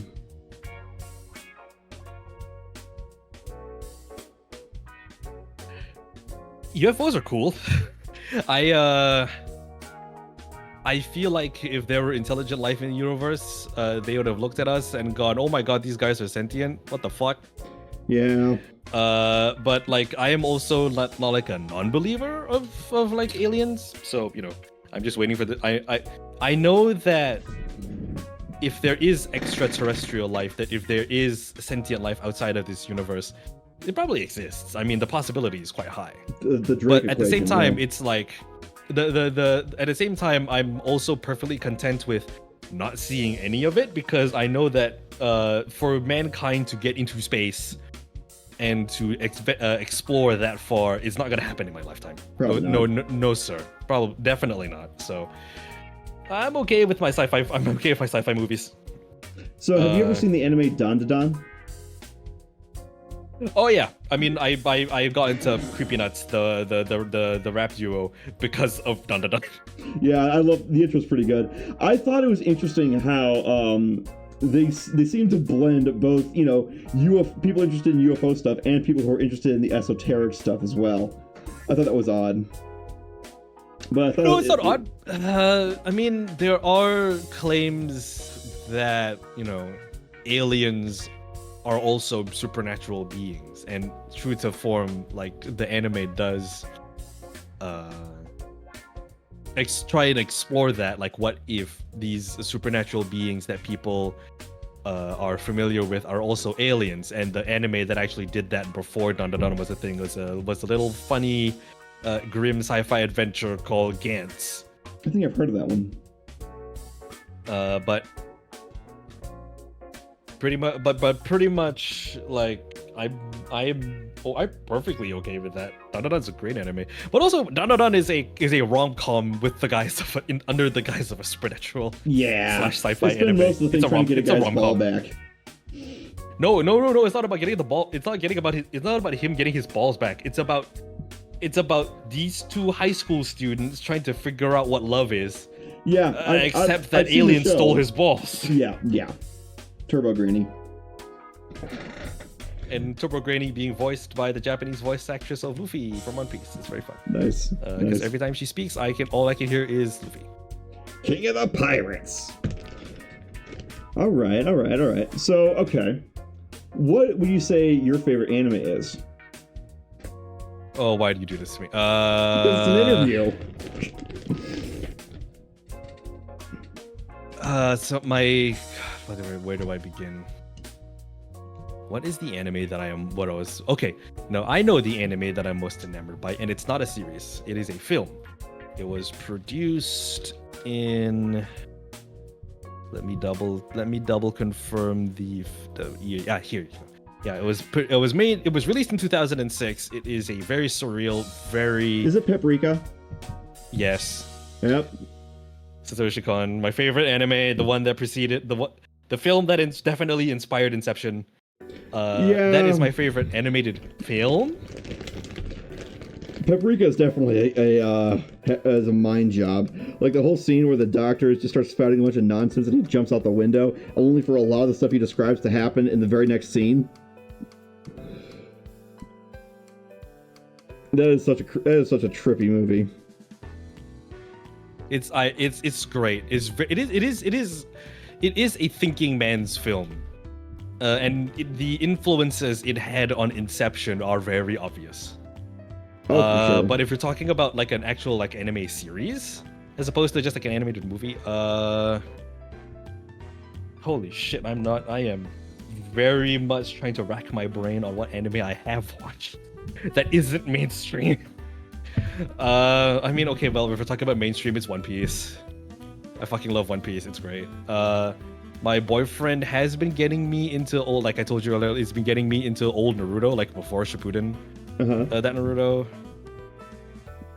Is this the believe it era of Naruto? Hello? I think so. I think. I mean, because okay, so like the funny thing is like my boyfriend is has found a version of the original Naruto series called Naruto Kai, which basically is they take a whole bunch of mainline story, like the main arc episodes, stitch them together into like hour and a half long episodes and remove all the filler. Okay. So instead of watching like 20-minute episodes back to back, I am watching like nearly feature movie length like episodes of Naruto that are just like half a dozen to like or more episodes just sort of stitched together to match like the pacing of the manga. I get you. I think they did the same thing with Gurren Lagann. I also watched Gurren Lagann in its entirety, not with all the filler and everything. Gurren Lagann is a great compact edition, Yuri says. yeah, it is pretty much. It's the fun size That's the same version. thing I did with. That's the same thing I did with Bleach and One Piece too. The big three. They are Bleach. There's a Bleach Kai. There is a One Piece Kai called One Piece. Which both of those do the same thing. It's just a bunch of all the main arc episodes crammed together into like an hour, 1 hour and a half long episode, no filler whatsoever. Great way for catching up with the main story of the big three animes. If you have time to set aside to watch like these like nearly feature movie length shows in its entirety. I get you. Have you ever watched Panty and Stocking with Garter Belt? Nope. Heard of it, but never watched it. It's pretty funny. It's basically Japanese South Park.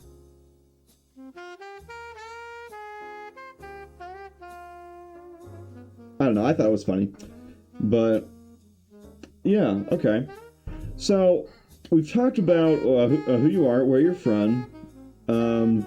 Yeah, that's also what I've heard about Penny and Stocking Garter. It's almost porn. Well, don't watch it in front of your parents. But anyway, sorry, it's getting kind of late here. Yes, I noticed. It's 11 p.m. for you. It's 10:45 p.m. for you. Okay. So we've talked about your book. We've talked about your streams. What is something else about you that you'd like to share? Anything you'd like to talk about? I mean, I did mention that I had a podcast. I don't know if you're interested in podcasting. I mean, I've hosted my own show for like 4 years at this point, but it's not this kind of show. It is an actual play show. Tabletop role-playing actual play show, which is in the same vein of Critical Role, but you can't see what people are doing. There's no video. It's all audio. Oh, interesting. Okay. Yeah. So we do actual play shows are essentially like tabletop role playing game. I'm the DM. I DM for a bunch of people online. We record the session. I edit it and I put it online for people to listen to. That's cool. I actually do something similar on Thursdays with Twitch Plays D&D. What I do is we have a very pared down RP system with very simple stuff, and we have chat themselves decide what the character does using polls.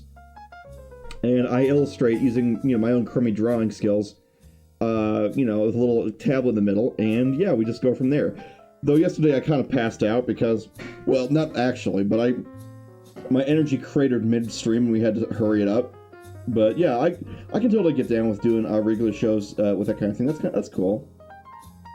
So Yeah, I've been doing my own show for 4 years. It's fun. Let me ask you this: are you a perma DM or do you prefer to be a player? I am a forever DM. Yeah, me too. But luckily, in like the last like maybe year or two, I've managed to find games to actually play in. So I count myself lucky. Like I recently got into a game of Traveler, which is an old system from like that was originally written in the 70s, and I think its second edition was only released like recently. Was like fairly, but recently I mean like early 2000s. Like Interesting. Let me see. Yeah. Traveler was first published in 1977. Wow. The game that I'm in is currently playing the current edition, which was published in 2016. Hey, it's all relative. Time's relative anyway. But yeah, it's a sci-fi game. It's very much like it's very much like a Star Wars, Star Trek kind of like a high sci-fi kind of game. Cool. Also very nitty gritty in terms of like all the game systems, because not like game systems as in the stuff you do to roll dice and make checks and stuff like that. That was pretty simple. It is inventory management, ship management, crew management, weight management, and all of that other fucking punchy stuff. Have you ever that comes with sim games? Have you ever tried playing Starfinder? God, I want to so badly because it's Pathfinder, but in space. Yeah, I've actually been doing some role plays with some friends of mine. They're not full Starfinder games, but they're just mostly just guided role plays with just a little bit of structure. We've been having a lot of fun doing that. In fact, a friend of mine who's also from Singapore, he and I will sometimes do basically a co-op campaign in space. So, yeah, it can be a lot of fun to do TTRPG stuff. I love TTRPG. Oh shit, Starfinder 2E is in 2 months? It is? Didn't know that. Wow, cool. That's what Yuri says in chat. So apparently Starfinder 2 is coming soon. Very soon. Cool. PaizoCon, right. I guess they're gonna unveil Starfinder there along with any other changes to make it to Pathfinder. Pathfinder is so cool. Pathfinder is just so much better than fucking D&D. Not to hate on D&D, but Pathfinder's better. Pathfinder's a lot more similar to that of D&D 3.5. I used to DM a lot of 3.5, and Pathfinder came from D&D. Yes, it did. And Pathfinder, in GitHub terms, Pathfinder's like a branch off of D&D. It's a branch off of D&D. Yeah, I know. I played 3.5. I started with 3.5 actually. Cool. No, I started with 3. I started with 3, briefly tried 3.5. And then tabletop role-playing games sort of fell off the radar for me until 5E came out. Hey, your voice sounds a little bit familiar to a guy I played with years and years ago. Did you ever play a ninja character on an island that got a bunch of monkey poop thrown at him? No. Okay. My first D&D character was an elf bard who had a flute that was also a rapier. A really horribly thought out concept that I never got to roleplay out because at the time I was new to roleplaying and all of the other people I was playing with were number goblins and loot goblins. Oh, they were munchkins. Murder hobos. They Yeah. were munchkins. So it seems like you like the more structured approach to tabletop role-playing game. I'm a bit more of an improvisational type of person. I like the more loosey-goosey, open-ended aspect of it. So, okay. I mean, okay, so well, I'm okay with a lot of structure, but as a DM, I'm also okay if my players go off the rails and improvise because that's what I'm also good at, improvisation. Oh yeah. But like when I'm a player, I tend to read the room to see what the general vibe is. If people like to go off the rails and shit, I will also match their energy and go off the rails. But if the group prefers, but if I know that the group is easily distracted and they do sort of like the going off the beaten path thing too much, that's a bad thing because, as a DM, you want your party to stay sort of on the straight and narrow and follow the story as you wrote it. You want something of a narrative to emerge from the gameplay. So that people can appreciate your hard work in writing this shit, so that they don't feel like you wasted 3 hours of story writing. Being a DM is a thankless job. we're all waiting for the day we get our trophy for being a DM. None of us are ever going to get that trophy, but I totally know what you're saying. But yeah, so like when I play tabletop role playing games with other people, when it comes to like focusing down on the actual story, if I have to, I will make with the other players, as a player myself, I will make the other players focus in on the story by saying as my character, maybe we should listen to this guy, or maybe we should do this, and blah blah blah blah. I get you. I remember recently I was DMing a campaign with my friends. Yuri is actually in on that campaign, and they had been tracking down this witch for a very long time, and they had finally managed to infiltrate her lair. But the thing is, she wasn't just any old witch. She was one who's kind of a fangirl of some kind of like Twilight-esque book series. But so she was all nerdy and stuff like that. But they showed up at like 7 a.m. But since this girl was basically a nerdy witch, she was basically asleep by then. Or still, dead asleep. So the group managed to actually sneak in, and they managed to basically jump her in bed and basically kill her before she could really do anything. I'm the kind of DM who I'm not going to try and pull shit out of my ass to try and actually get an ordinary boss fight. If the checks line up and they're able to successfully sneak into a place, they're going to be able to take out a big important villain. I'm not going to save the villain just because I want them to exist. You know what I mean? That's one thing that always kind of frustrates me with some DMs, is how they'll take how there are some modules and some DMs who they'll make it seem like you have a choice. Like, oh, do you resist the vortex pulling the entire party through the portal? I say yes, and then they just make you do checks until you fail. And it's like, oh, so you didn't really have a choice anyway.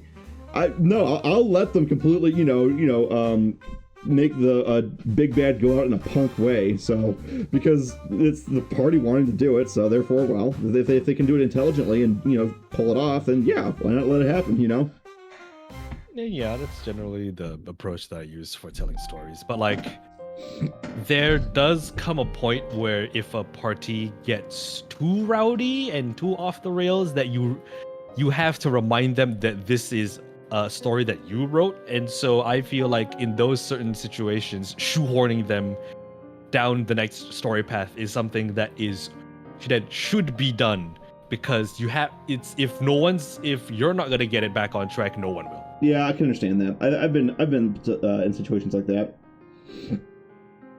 Yeah, it all depends on the group. It all depends on who you're playing with and what kind of people they are and how they vibe with each other, or sometimes how they don't vibe with each other. Yeah, I mean, it's also very hard to find a party that real and truly like vibes with each other. Yeah, like the current D&D party that I'm in. Like the most difficult thing to do in D&D is get butts and shares at the same time at the same place reliably, even if it's scheduling's the worst. Yes, scheduling's the worst. Yes. It is more difficult than any boss monster, any dungeon, any trap, any module. It is the most difficult thing about D&D is the freaking scheduling. And getting everyone to actually show up. Oy. Yep. So, I mean, getting people to show up to a physical table, that one's fine, because all of you exist within the same space, like in the same country. For me, all of my players in the game that I host for my podcast, they're all American. Although mostly American, some European, some Canadian, but like, time zone's fun. Yeah, doing it online is also its own challenges too. The bane of all tabletop groups, timing. Yeah, absolutely, you're right. Correct. It's timing, scheduling, getting every single person in your group to be like, okay, I'll show up on a Sunday at like this day at this time. And then they don't. They fucking don't. Yeah. Yeah, and then it's frustrating. But it's a lot of fun, because that's what I like about D&D and TTRPGs, is that you have so much more freedom to do whatever the hell you want in them than you do with, like, say, Oblivion or Skyrim or Fable. Because in those games, yeah, they have a lot of cool experiences and cool quests, but Fable. There's only so much that you can really do. And with D&D, if you want to spend the entire day, I don't know, doing handstands in the bar while you're covered in peanut butter, butt naked, and you run through the streets screaming the praises of the spaghetti monster god, you can do that.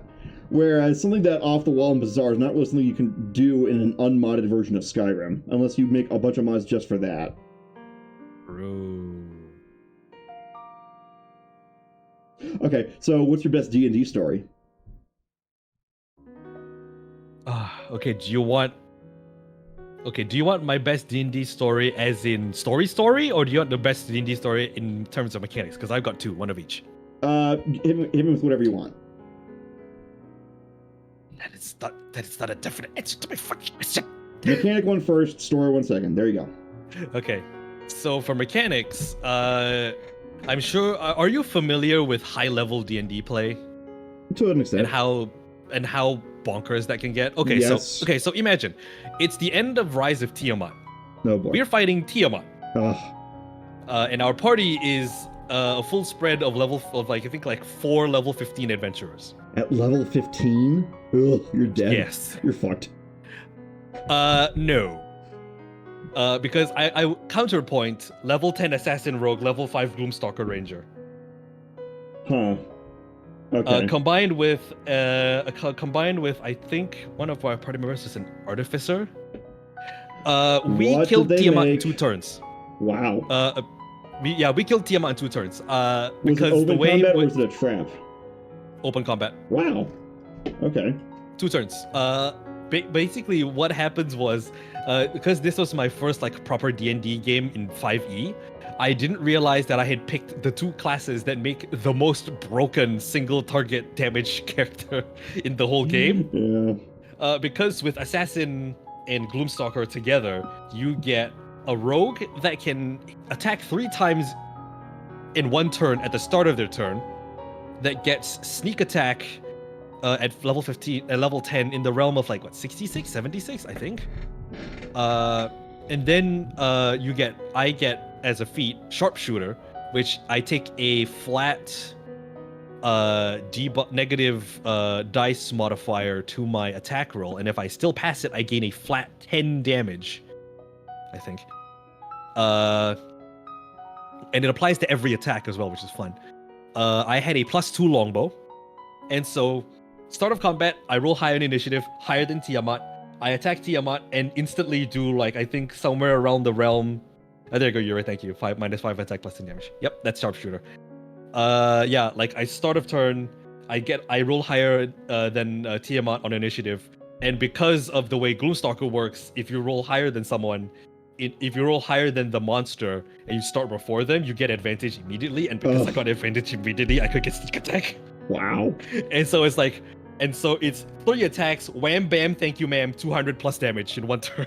Ow. That hurts. Or close to 200 damage. It was not fun. And then I was expecting only me to be able to pull off that damage, and it was going to be sort of a protracted fight where I would have to stay away from Tiamat, while the rest of my party was an artificer and a paladin and a baron, I think it was. They were doing sort of the frontline fighting. I just had to stand back and pelt Tiamat with arrows until it died. And then the artificer on their turn came out and did the exact same thing. So in 2 turns, myself and the artificer dealt about 300-400-ish damage between the both of us, and Tiamat died in 2 turns. Wow. That's amazing. That's nice. This is not counting in the damage from our other 2 party members, by the way, who also did respectable amounts of damage on their turns. So yeah, that was the fun mechanical story, and that was when I realized how broken Assassin Rogue and Gloomstalker Ranger were together, and I swore to myself never to make that combination again. In terms of story, like a proper a really fun character moment, the most fun D&D character I ever made was a Tabaxi Bard, a female Tabaxi Bard, who was born mute. Oh. She couldn't talk, she couldn't sing, she couldn't speak, she couldn't do anything, but she could play the lute fucking brilliantly. Okay. Add to that, she has a magic book, mainly for her communication, but she also uses it to play music. It is a giant book full of nothing but blank pages, where if she writes a music score on it, or if she writes the name of a song, her lute magically animates and plays the song. But also she uses the book as in to introduce herself. She writes on the book and then shows people the book. It's hi, my name is blah blah blah. That's cute. It's very cute. There's some people who do that in Space Station 13. They have a text-to-speech device. Yeah, I called her Careless Whisper. Okay, like the song. Yes, like the song. And whenever I play, and whenever she wrote down in her book, "Hi, my name is Careless Whisper," her loop would play Careless Whisper. That's funny. Yeah, and I don't intend on making main character coded D&D characters, but in the party that I was playing with, where I drafted up a Careless Whisper, she became the main character because she had infinitely more personality than everyone else. Oh, I've seen that happen. While not being able to talk. Yeah, I've seen this happen where, like, there's like a meme that shows the serious characters are Shrek and Donkey looking into the caldera of the volcano, and then then the next panel of the meme shows Anakin and Obi-Wan fighting with lightsabers, and it says the two joke characters that are fighting or having a climactic duel after a huge story. Sometimes the more quirky and weird characters end up becoming a lot more important than they ever anticipated to be. And that's one of the cool things about D&D is that because it's so human, you don't necessarily have to have a great build in order to have a great time. Unlike a lot of games where if you have a bad build, like the original Oblivion, if you messed up your leveling up in the original Oblivion, then that could make for bad times later on.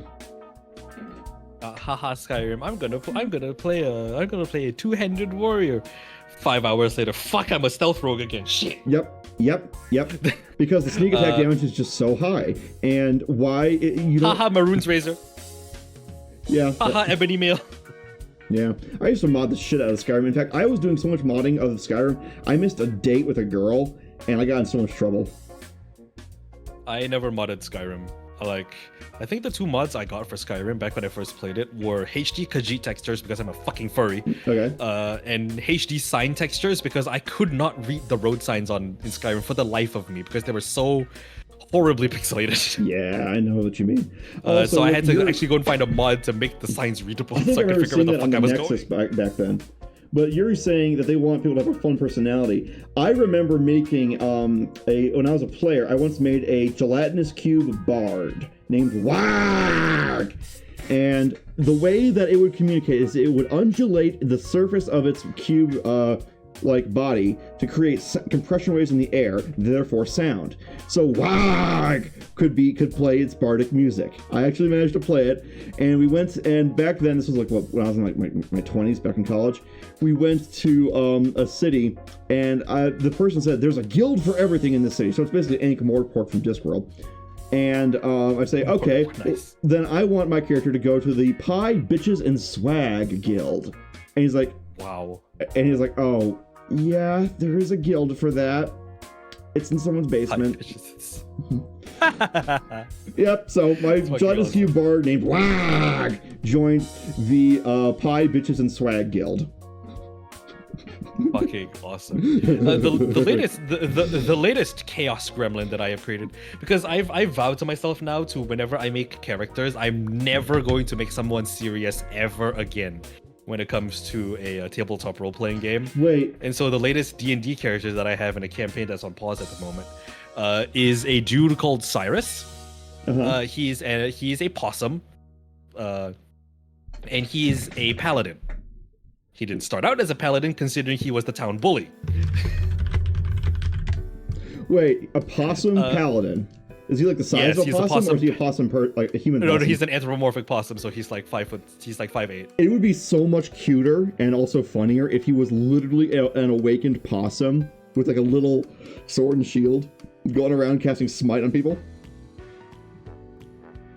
I mean, yeah, I had a different character idea for that because Cyrus he is still the town jerk and bully.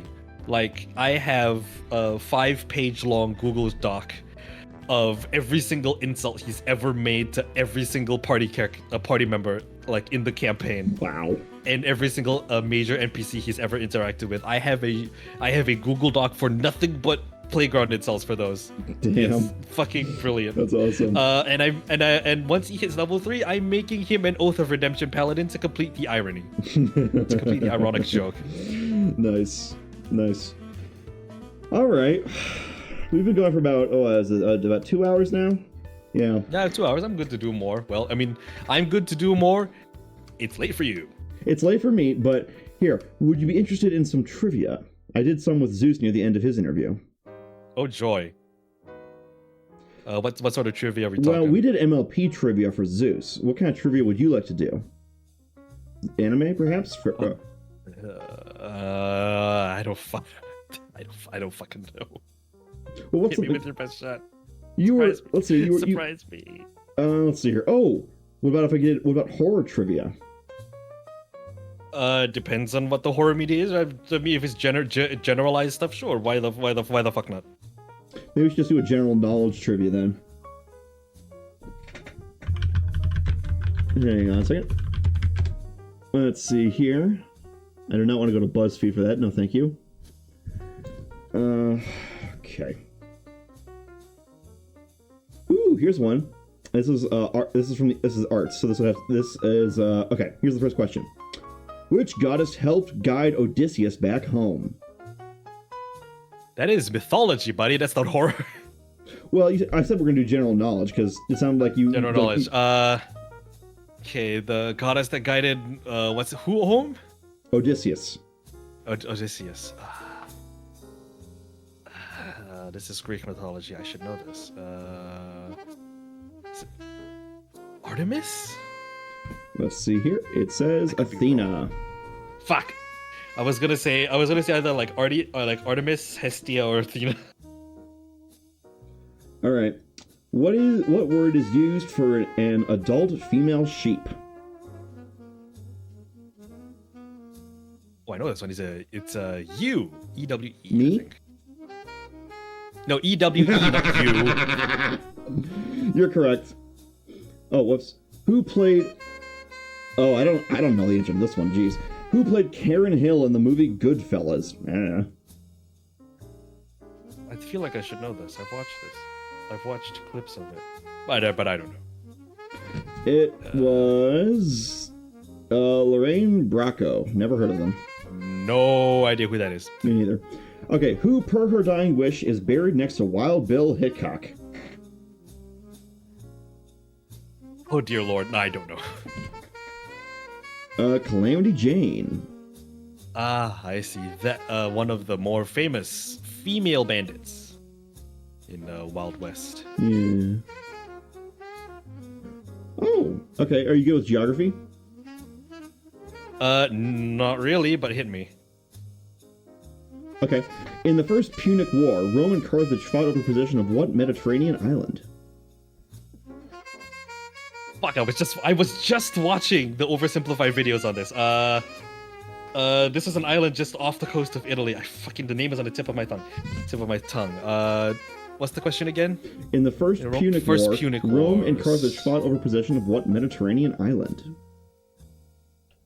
Oh yeah, it's an island off of the southwest coast of Italy, right near the tip of the boot. You want a clue? The name... yeah. Bam! Look at that bacon sizzle.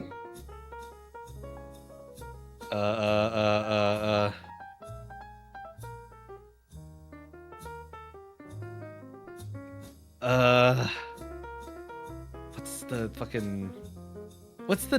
is the first letter of the name of that island? S. What? S. Sicily? Yes. You had a lot of help with that one though, but okay. All right. Yeah, the YouTube channel Oversimplified has actually done a three-part video series on the Punic Wars, the both of them, the first one and the second one. All right. Okay. They're very good. I highly recommend Oversimplified. They're great. History videos are great. Upload schedule not so much, but I don't blame them for taking very long between uploads considering the amount of work they put in per upload. So. Okay, here's one for entertainment. Which two artists formed the band called Wham? Wake me up before you go. Shit, I don't listen to a lot of music from this era, so I don't know. But all I know about Wham is whenever what was that fucking whenever it gets near Christmas time, people say, "Don't say the Wham song. Don't say the Wham song." It's the game. It's the game of see how long you can last in the Christmas season before you hear Last Christmas. It's George Michael and Andrew Ridgely. Okay. I know who George Michael is. I don't know who the other guy is. Okay. Let me ask you a furry trivia question. What sound are Sergals said to make? Marp. Too easy. Give me something harder. Okay. Name one of the people credited for being responsible for the modern furry movement. Oh dear Lord! Do you want Walt Disney? Because a lot of those Disney films from back then. I'm looking at you, Robin. I'm looking at you, Robin Hood. I'm talking about the conventions themselves. Oh, the conventions. The actual themselves. fandom itself. Uncle Kage. Maybe.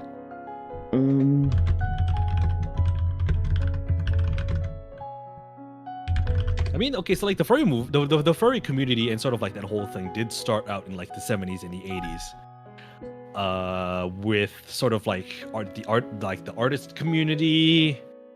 I am so bone dry on the fucking details from that era. It's like it literally is history. I think it was, but it did start like America from back there, and it sort of blossomed from there. It said that the first furry convention was held by Mark Merlino and Rod O'Reilly. No idea who those people are.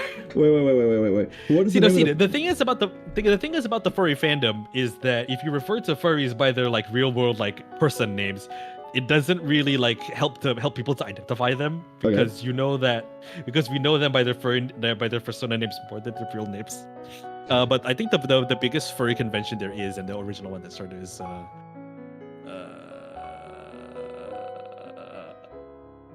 not FWA, the thing that fucking chooses that. No. What was the name of the person you said before? Uncle Kage. Uncle Kage. Let's do it. Samuel Conway. Oh, I've seen this guy. I saw him at Motor City Fur Fest. Yeah, he's the chairman of Anthrocon, which is, I think Anthrocon is like the OG fur convention.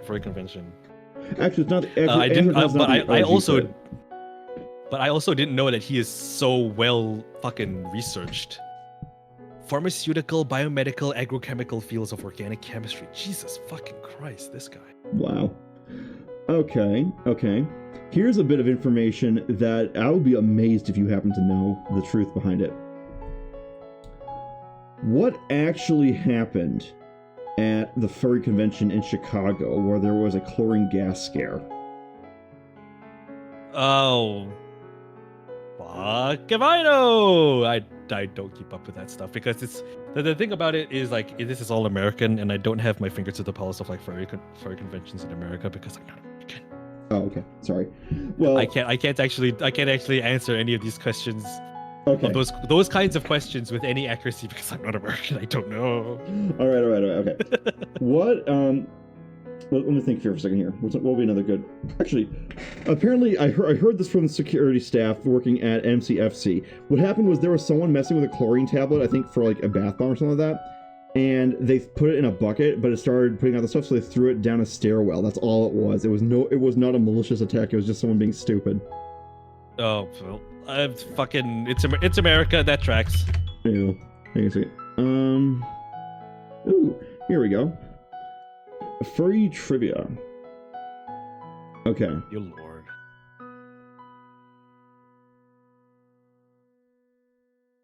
Okay. This is not a good quiz. Fine. I guess we'll do something else then. Okay. Let's see here. Maybe we can do anime trivia. All right. Yeah, anime trivia is fine. That goes into Sentai, doesn't it? Okay, so that wouldn't count as anime. Okay. Well, okay, here's one. What is the name of the most famous mech in Mobile Suit Gundam? Yes, the one anime that I don't watch. Oh. I don't know. The RX-78, sorry. Okay. I don't watch it. Name a character from the show Tenchi Muyo. Never heard of it. Shit. Okay. What kind of Bankai does the bald Shinigami in Bleach have? Oh, him. He has. I've forgotten what's the name of it, but it takes his shirt off, which is fucking par for the course for all the Bankai. And he gets this pair of like. It is a 3-section staff with crescent-shaped blades on both ends of like the staff. It's called. I think the original form of it, like the Shikai version, is called Sentomaru. I think, and I've forgotten what the extended name of the Bankai version is, but that's his Bankai. It's a pretty fucking baller character for like a side character. I know, right? It is called okay, his name is Ikaku Madarame. Madarame, that's his fucking name, Baldy. I already know him as Baldy. It's the only Baldy. Let's see here. Let's see if I can find out his Bankai. Is Ryumon Hozukimaru. Ryumon? Yeah, that. Because he pulls that out during the Soul Society arc. All right. Wait, no, was it this? No. He pulls out his Bankai during the Aranka arc, when all of those guys start invading fucking Soul Society, and he pulls out his Bankai to fight. Okay. One of the fucking Aranka that invades Soul Society. In the show, I remember watching that. It was great. In the show My Hero Academia, what does Deku do to get his superpowers? Bites his finger. Wait, no, it's not.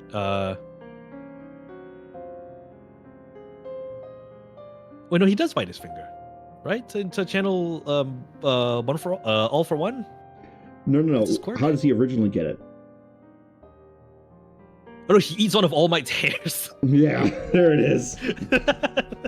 Okay. I haven't watched a lot of My Hero Academia yet, but I remember learning that he like fucking All Might force feeds Deku one of his hairs. Yeah, that was weird. It's a wicked all for one for him. It's like, oh, okay, that's kind of weird. Okay. What is the name of the paramilitary organization fought by Goku in Dragon Ball? Don't know, because I haven't watched all that much of Dragon Ball either. Red Ribbon Army. Ah. Okay. Let's see here. Oh. What is the name of the main villain of Demon Slayer? Demon Slayer. Never watched it either. Ah, shit. I'm not very well versed in Muzanku Butsuji. Okay, what animes have you watched? One Piece, Bleach, Naruto, Dandadan, dear lord, Sailor Moon, the original one. Oh, okay, I can ask you trivia about that. I've seen the original one. What else?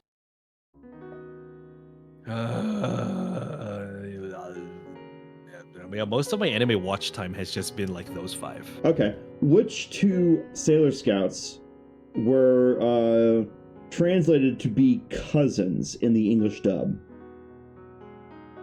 Oh dear lord, that's another question I don't know because I never watched the English dubs for any anime. I only watched the Japanese audio subtitled versions. But I'm just gonna take a guess and say it's Mars and Venus. Actually, it was the 2 ones that I think are lesbian coded. That are, I think it's Uranus and Saturn. Yeah. That makes more sense. Or Uranus and Neptune, I think. I think Saturn is one that's actually in the movie. That makes more sense to me. Okay. Okay.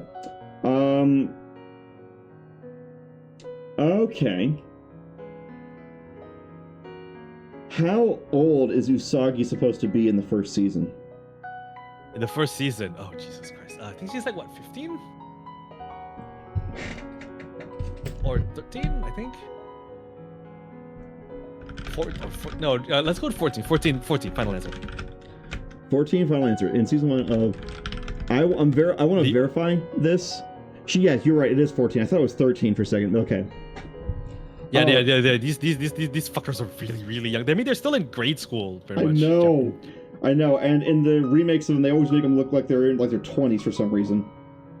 No, but yeah, they're like 15. Yeah. I mean, let's put it this way. When we look at Stardust Crusaders, Jotaro Kujo is 18.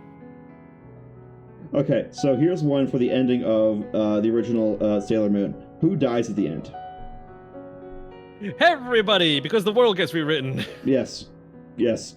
Everyone fucking dies in that show. I mean, what? I don't even know. But if we're talking about specifically who dies, I think it's Tuxedo Mask. Actually, it's the whole Sailor dies, like, Scouts right at because the end? they'll die one at a time. Oh no, yeah, sorry. All of them die one by one. I remember now. Yeah. All right. Okay. And all of them dying was really sad. What connection does Sailor V have to the Sailor Moon universe? Sailor V. Yes. Which one's that?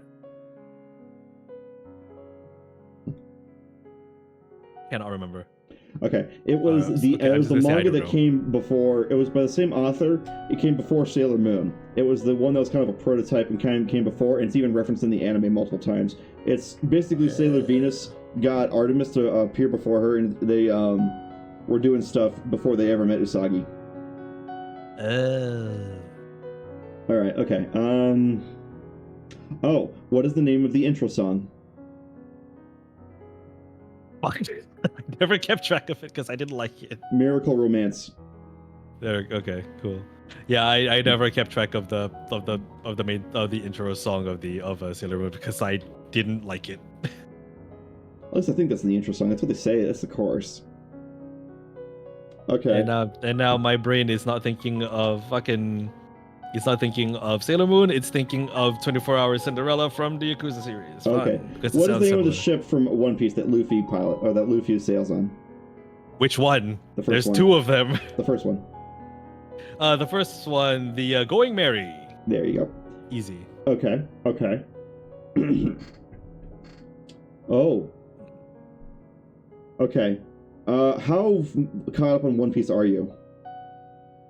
I haven't. Okay. The last arc I watched was Wano. So I haven't actually watched Egghead yet. Okay, I don't know if this has happened yet because I haven't seen much of One Piece, but I'm just gonna throw this out there just as a guess. How did Luffy get the X scar on his chest? That was him getting hit by Admiral Akainu during the Marineford War arc. That was he got hit by Akainu's lava fist, and then when Akainu was trying to come in for the killing blow, Ace stopped him, and then Ace died. Okay. Which devil's fruit has Blackbeard taken? As in which one does he have originally, or is the one that he took during the Marineford War arc? He has two of them that he ate. So yeah, he has two of them. He has the darkness fruit, and then he has Whitebeard's shockwave fruit. All right. Okay. I'm not gonna say the Japanese names because I cannot remember the Japanese names of them. All right. What is the name of the cook on the Going Merry? Sanji. Okay. What is the name of the navigator? Nami. Okay. What is the name of their most recent addition to the crew? Jinbei, first son of the sea. All right. Let me think here. Oh. Has Mihai ever been defeated? Mihai? Sorry, oh god, what is his name? Ace Combat? No, sorry, I misspoke. Okay. Mihawk? Mihawk, sorry. Mihawk, yes. No, not yet. Okay. Zora's getting there, though. Zora's definitely fucking getting there. But they are definitely not there yet. Here's a question. Could Mihawk defeat Kuchiki Rukia from... Kuchiki Byakuya from Bleach? Because I was gonna say, if you're talking about Rukia, I know easily, handily, Mihawk would kick her ass, but like... Rukia is just... She and Orihime became MacGuffins near the end. That's just it. They just became MacGuffins. But if you're talking about her brother, you know, I could see that fight. I could see that fight being like an OVA, like an OVA sort of deal. But like, yeah, that would be a fight I would love to see. I think it would be very close. I think Byakuya might win by a hair. But it would be an extremely close fight. Why do you say he would win?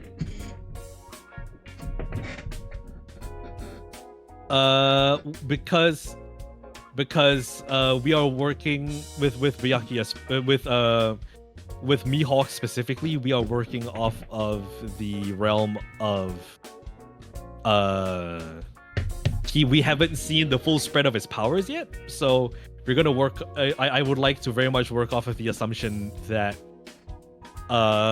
until proven otherwise, Mihawk will be the lesser swordsman in a realm. If you had to pit the master swordsman of the One Piece world against quite literally one of the most powerful like Death Reapers in the Bleach universe. That would definitely be a great death battle.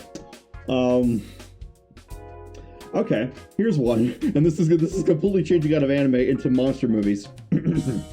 What is the name of the golden three-headed dragon in Godzilla movies? Ghidorah.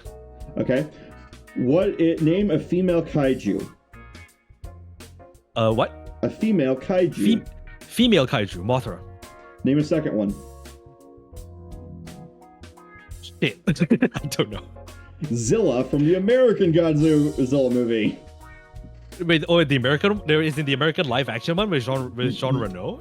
Yeah, which really the really sucky one. Oh, the New York, the one that was in New York. I remember that one. Yeah, apparently that's a female one. I remember watching it a long time ago. And they ended up naming female. Interesting. They actually Toei bought the rights to Godzilla back just so they could put that Godzilla into a movie and have the real Godzilla kill it instantly. They were so pissed off about the American movie. Wow. What the fuck? It's kind of like understandable, but what the fuck?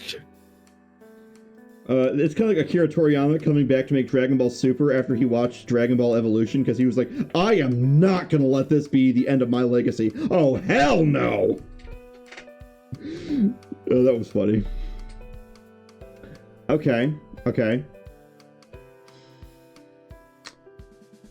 And you haven't watched Dragon Ball, so I can't ask about that. Okay. Yeah. Sorry. Oh, okay. Here's one. This is just a preference thing. Monster girls or female monsters? Oh, dear lord. Female monsters. Oh, that's your choice? Female monsters versus monster girls? Yes, that is my choice. I will live with this. Okay. How about this? Okay, we're gonna play Fuck, Marry, Kill. So. Oh, joy. Who of the Bleach cast would you fuck, would you marry, and who would you kill? Dear lord, why? Okay. The fuck option is objectifying, like, people, so... Well, they're not really people, they're just made up characters. So... I know they're made up characters, but, let me think. I don't know who I want to fuck. I don't think I find any of the characters in Bleach fuckable. That being said, the person that I would probably want to try and marry is Chad. Okay. All right. Okay. Chad is fucking dope. He is. Like, I know he's a side character and everything, but he's awesome. Fucking baller. Okay, so that's a marry, but I'm gonna hold you to this. You gotta pick someone to fuck. Oh wait, you're not asexual, are you? If you are, then you. I'm not ace. I just don't find any of the characters in Bleach. You gotta pick one. You gotta pick one.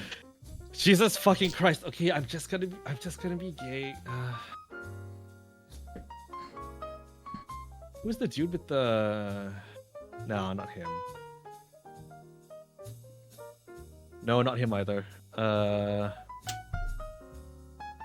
Right. What was the name of the dog guy in Bleach? Oh shit! I haven't had to say his name in forever. Oh god. Komamura Sajin.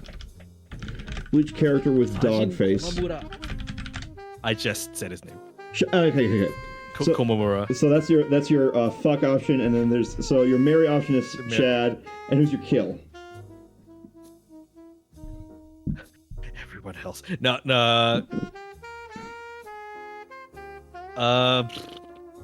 Fucking. Who out of all the Bleach cast would I want to murder the most? Kuretsuchi Mayuri, I guess. The creepy scientist guy. Creepy scientist guy. He's that guy's always rubbed me the wrong way. Yeah, I think it's supposed to be his character. Yeah, but yes, I mean that is supposed to be his character. I know, but like. Yes. But it's because he rubs me the wrong way. That's why I want to kill him. Oh, but if he rubbed you the right way, you'd want to marry him. No, I'm just messing with you. I'm just messing with you. I don't like I said, I don't find this guy I don't find most of the Bleach cast sexually attractive. That's okay, which cast do you like a lot then? Oh, which cast as in of what? Anime. Like what? The One Piece cast or?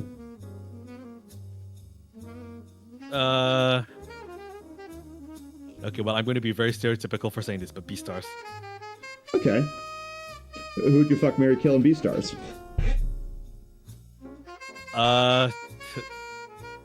Okay, in order, fuck Legoshi, marry Jack. And I have to pick someone random and meaningless for the killer because I have like. I don't know who is the asshole in there, but like I one of the tigers, I guess. I don't know. Oh, okay. Let's see here. Jack is a good boy, and he is nothing but a good boy. I will not take no for an answer. I haven't finished Beastars. I started it, but I didn't finish it. He is a good boy. Oh, well, I don't know about you. I think we've covered just about everything we could think of. What do you say? Okay, so why don't we raid somebody, but you get to pick the raid since you're the guest. Oh, okay. Who do we want to raid? Let's see. We could raid my friend Very Much, who is currently doing some art. Okie dokie. Let me see if I can. All right. Let me take. Yeah, I already typed his name down. Control C.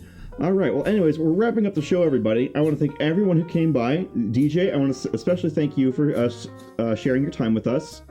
And I hope that maybe you and I can hang out or maybe work together in the future or whatever works with our schedules or whatever the heck. And yeah, I just want to thank you so much for spending your time with us today or tonight. No problem.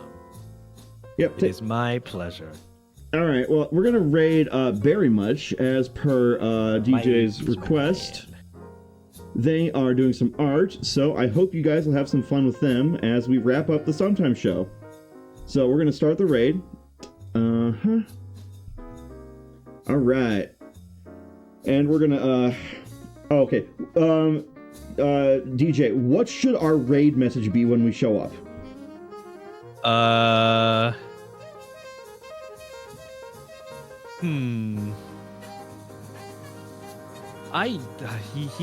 He's known for being very cursed, so I think the raid message could just be yes, absolutely. Okay, you guys, our raid message is I heard you like feet. Copy it now before we raid. Okay, thank you again to everyone for showing up. I'll see you guys next week. All right, bye everyone. Bye. Get ready to raid in 3, 2, 1. Good night, everybody.